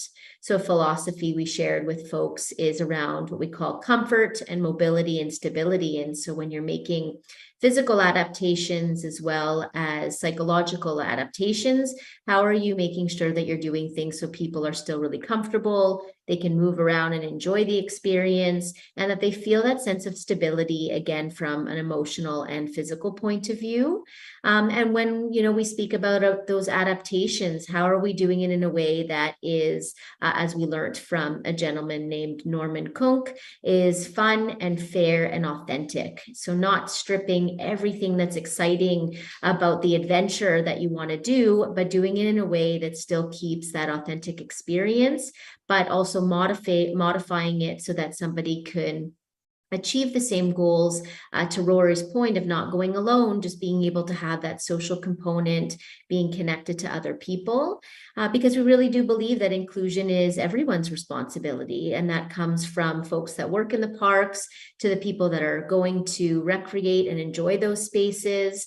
And so as we start to think about the person as the expert of their own experience, how can we carve out a universal approach that really looks at the person as the expert of their own experience, and where do we need to lean on creating some of those changes and modifications that shifts those attitudes, approaches, and adaptations. Yeah, thank you. I really love that. Fun, fair, and authentic. I think that's a great, mission and mantra for people to keep in mind as they start implementing these types of adaptive programs and inclusive experiences at parks. Awesome. Thanks, Allison. I'll take the next question and share this again with the park sector folks to start with. Since the Welcome Project began, and albeit that Rory, you're newer to BC Parks Foundation, and BC Parks Foundation is newer, but still have been a part of it for a couple of years. But since the Welcome Project began, what actions have you seen your team members undertake to put some of these approaches in place? Maybe we'll start with Claire and then go to Rory. Claire speaking. So I've seen Parks Canada team members take more of a universal approach to both program design and delivery. So recognizing that people have different learning styles and like to receive information in different ways. For example, by using photos and tactile program elements, and really not relying only on verbal instructions when delivering workshops to the public. I found that the Welcome Project has really helped frontline team members feel more confident in applying creative and flexible program adaptations to help everyone have that more enjoyable park experience. So really lending to that malleability piece.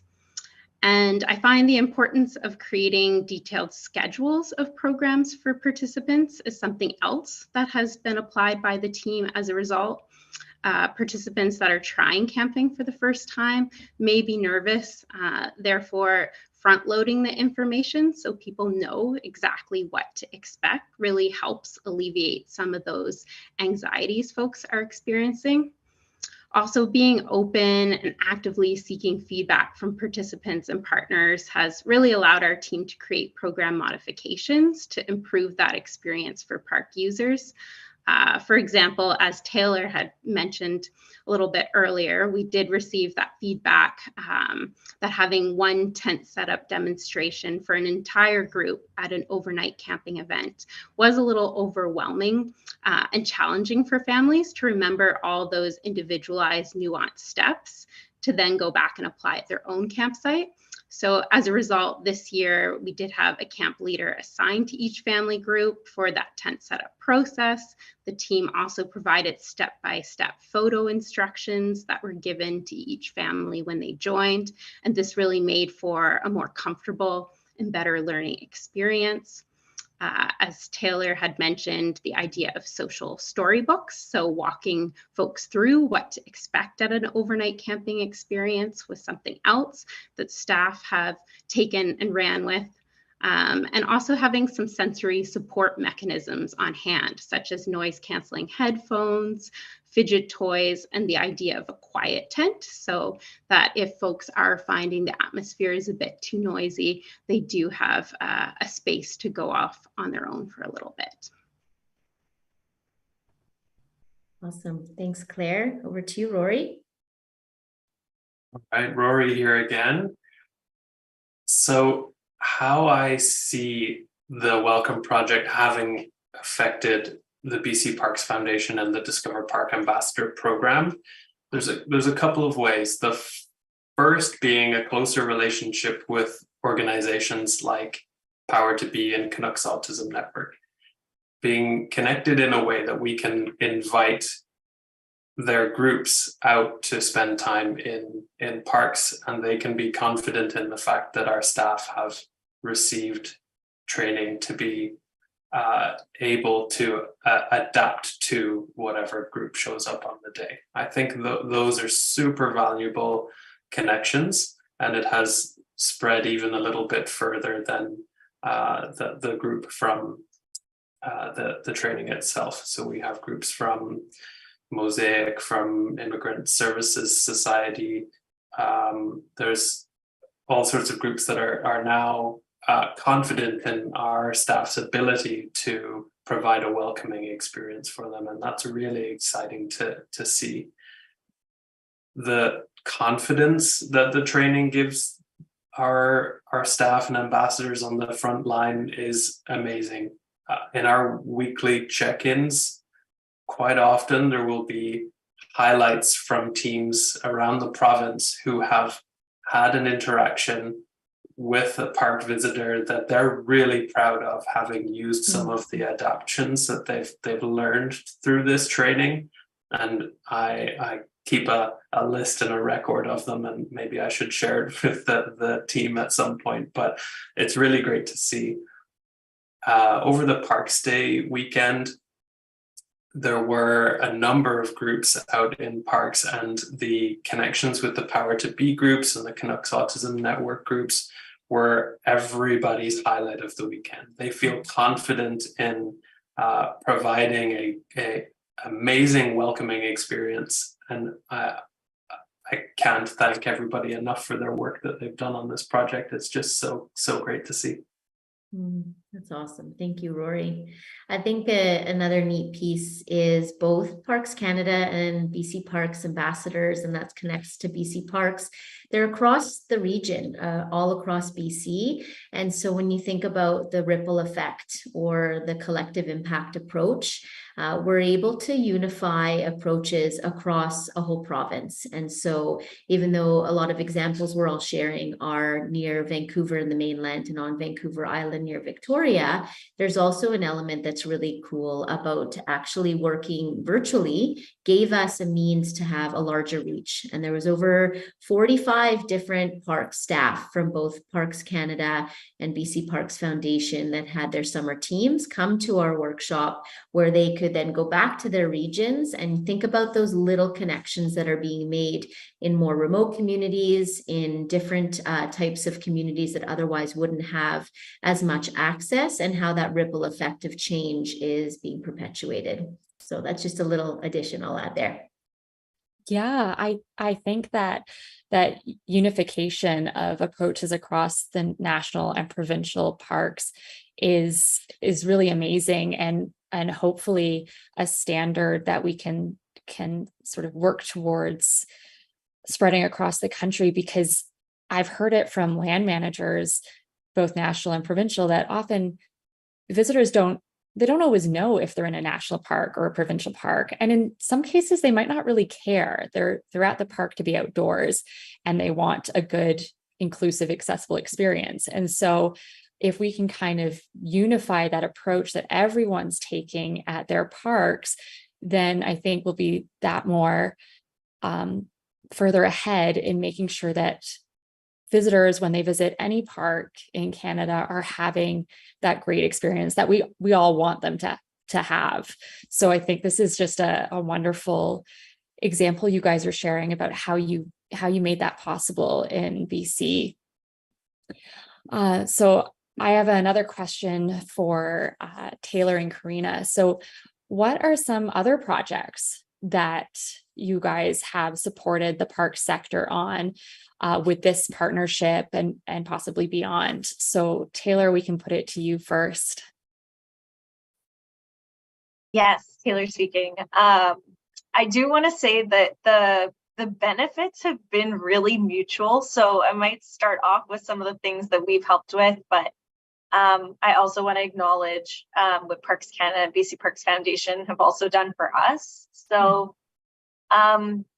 as Claire was mentioning about kind of social stories, which is kind of like a visual walkthrough of the experience of going on a camping trip at a Parks Canada site, that was something that we started working on with Parks Canada. We've also worked on things with BC Parks, such as a front-loading video for people who are planning to go to BC Parks that kind of talks to them about, what to pack and how to prepare. And what was really cool about filming that video was it was actually one of the Learn to Camp participants, one of the families that came to that event that actually got to participate in that. As we've mentioned before, providing training to these different groups throughout the year. We also believe it's really important to include the voices of autistic folks. So we've had autistic facilitators come in and share their experiences. But while we've done this for the parks sector, BC Parks Foundation has run guided hikes for our youth and adult participants, which has been amazing. And of course, we've benefited a lot from Learn to Camp. And even when COVID was happening, their teams were coming in and delivering virtual workshops to our families. Yeah. Thanks, Taylor. I can share some examples too. This is Karina. I'd echo exactly what Taylor has shared. Collaborations are mutual and back and forth. And again, the openness that each park sector and each of our partners was open to take our silos and to recognize that we're really all here to support people and that we all have a common goal. So I think that is one of the magic pieces to this partnership. Some examples is to be able to see the application of the workshop in action. And so joining the Learn to Camp overnight program is a big highlight. Also, we've joined on a couple interpretive sessions with the BC Parks Foundation ambassadors, literally happening this week and last week, which has been phenomenal for just bolstering our interpretive programs. As well, we were looking at part of what Power to Be does is we run Have a Go events, which are events hosted both in Victoria at our site, and we just piloted one in Vancouver. And it really is an opportunity to come and test out different activities. And we want to make sure that we're never doing it alone. And so Power to Be will run a couple of our own activities. Canuck Autism has come and facilitated sports activities, and we have Parks Canada coming to facilitate a camping, Learn to Camp activity when we're hosting a session for Canucks Autism's families to come out. Then we've also done a lot of great work with BC Parks as well. We just got to see Kate speak about the, commitment to inclusion plan. And so we feel very grateful to be included on their accessibility committee, now called their inclusion steering committee, where we had our participants a part of the design of that inclusion commitment. We're invited to be at the launch of that commitment. And then also a recent one was being invited by BC Parks Foundation to review some of their activity guides that they're creating. And we have an incredible group of young adults in Power to Be that really are wanting to take a bit more leadership and be ambassadors. And so as we developed that, we linked up to BC Parks Foundation, who wanted a group of folks to review their guides that will be across all BC parks for folks to be able to self-facilitate their own adventures. And we had people with physical challenges, visual impairments, mental health considerations review these documents and offer their consultation around the design of those documents to really, again, be able to bolster some of these activities and services in a way that meets a wide variety of populations. And then just really listening and learning. So what are other opportunities we can support one another, and jumping into some of those components. So there's lots of overlap between what all of us are doing. That's amazing. I think it was so encouraging and heartwarming to hear just about the mutual benefits of making these partnerships, and I think it really speaks to how maybe it's a bit cliche, but working together, we can really make these impactful changes that benefit so many people. And it was lovely to hear about the collaborations that you guys have all had over the years, and how that this is really becoming a long-term relationship in the communities is wonderful. Totally. Allison, how are we for time? Do we have room for one question, or would you we like do? Yeah. No, we've got about 10 minutes. And I think so. We've got time. Awesome. So back over to, I think everyone can answer this one, is what would be a perspective that you can share in how to partner collaboratively to move something like inclusion and accessibility forward? They are big concepts, big notions that we're all trying to do. And so what would be your perspective that you can share with the audience today about how to partner collectively to move things like inclusion and accessibility forward? Why don't I throw it over to you, Taylor, first, and then we'll go to Rory and Claire. Thanks, Karina. Taylor speaking. What I always say to organizations who talk to me about accessibility is that instead of trying to do it all yourself, lean on the organizations that know how to do it.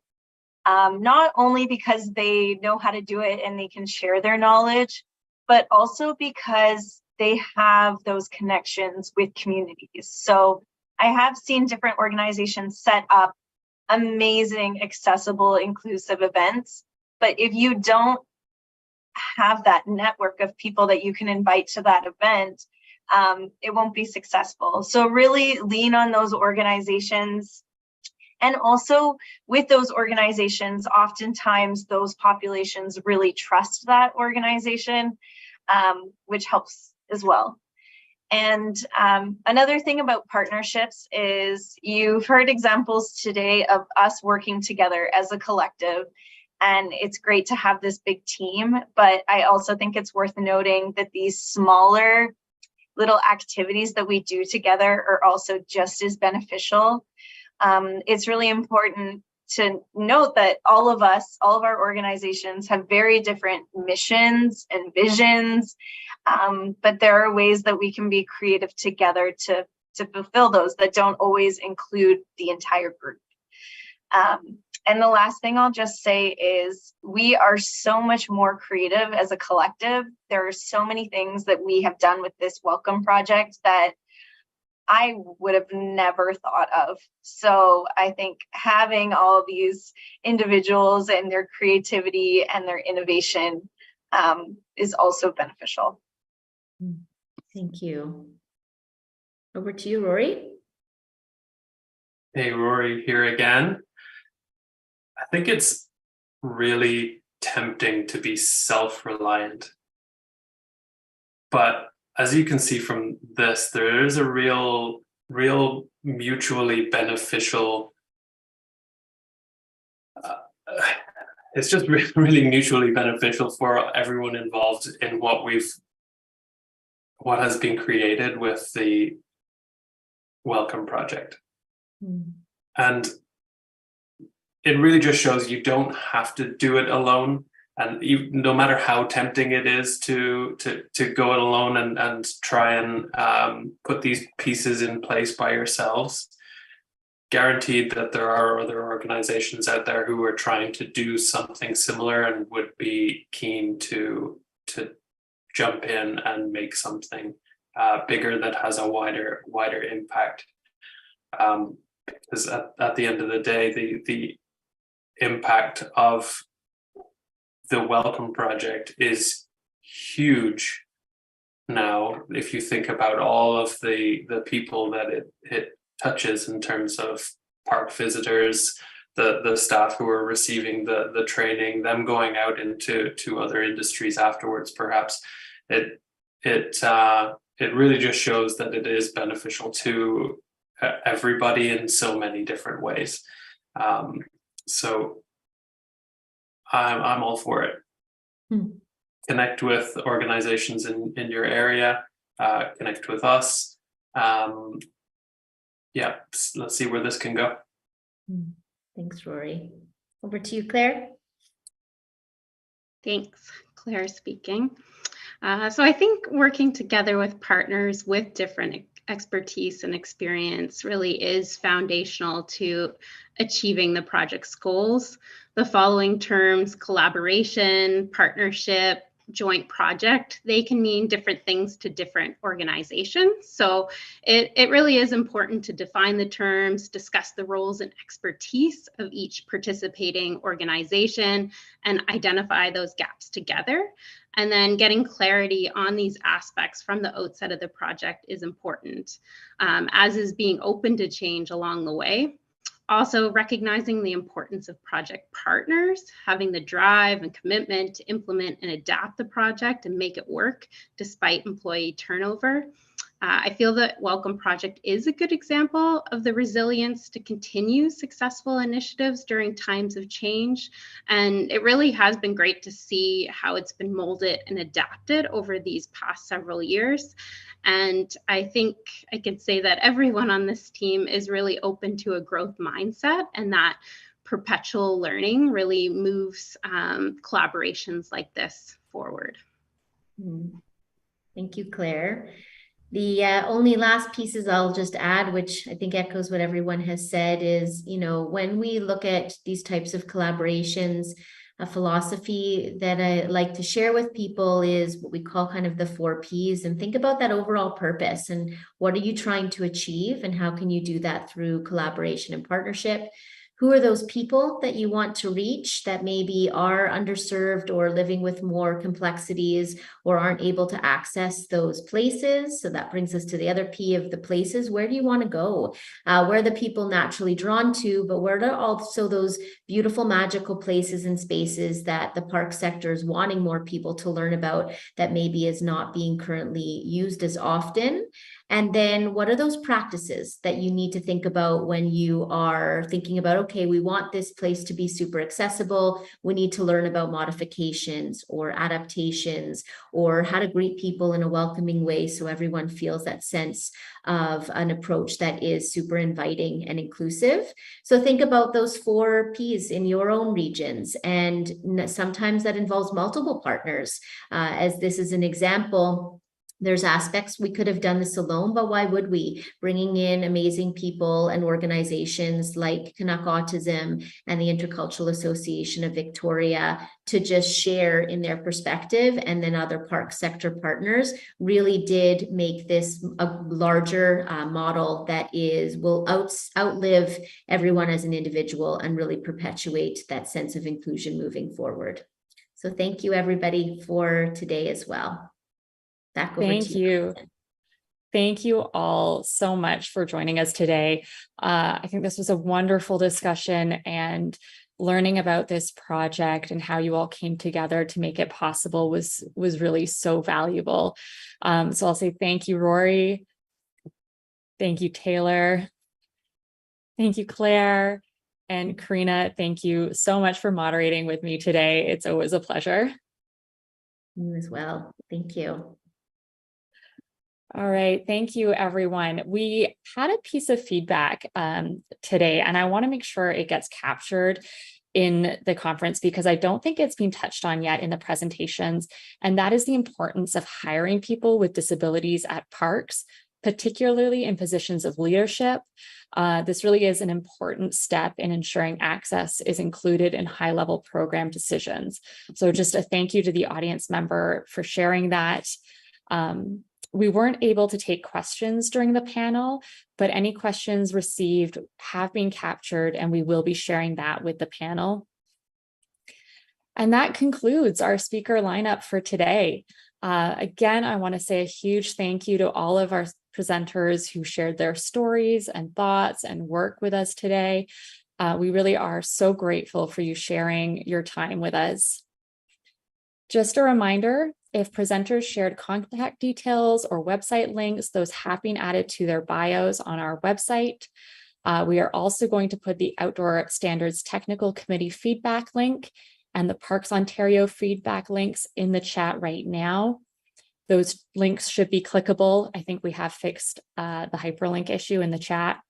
And for those of you who are registered for today's social hour, that will get started at 4 p.m. Eastern Standard Time. It is by invitation only. It's a small group setting. If you have an invitation, please log out of this conference and use the Zoom meeting link that was included in your social hour invitation. If you run into any difficulties, please reach out to us at team@pac2023.ca. Everyone else, have a wonderful rest of your evening. We look forward to welcoming everyone back tomorrow at 11 a.m. Eastern Standard Time. Thank you. Thank you.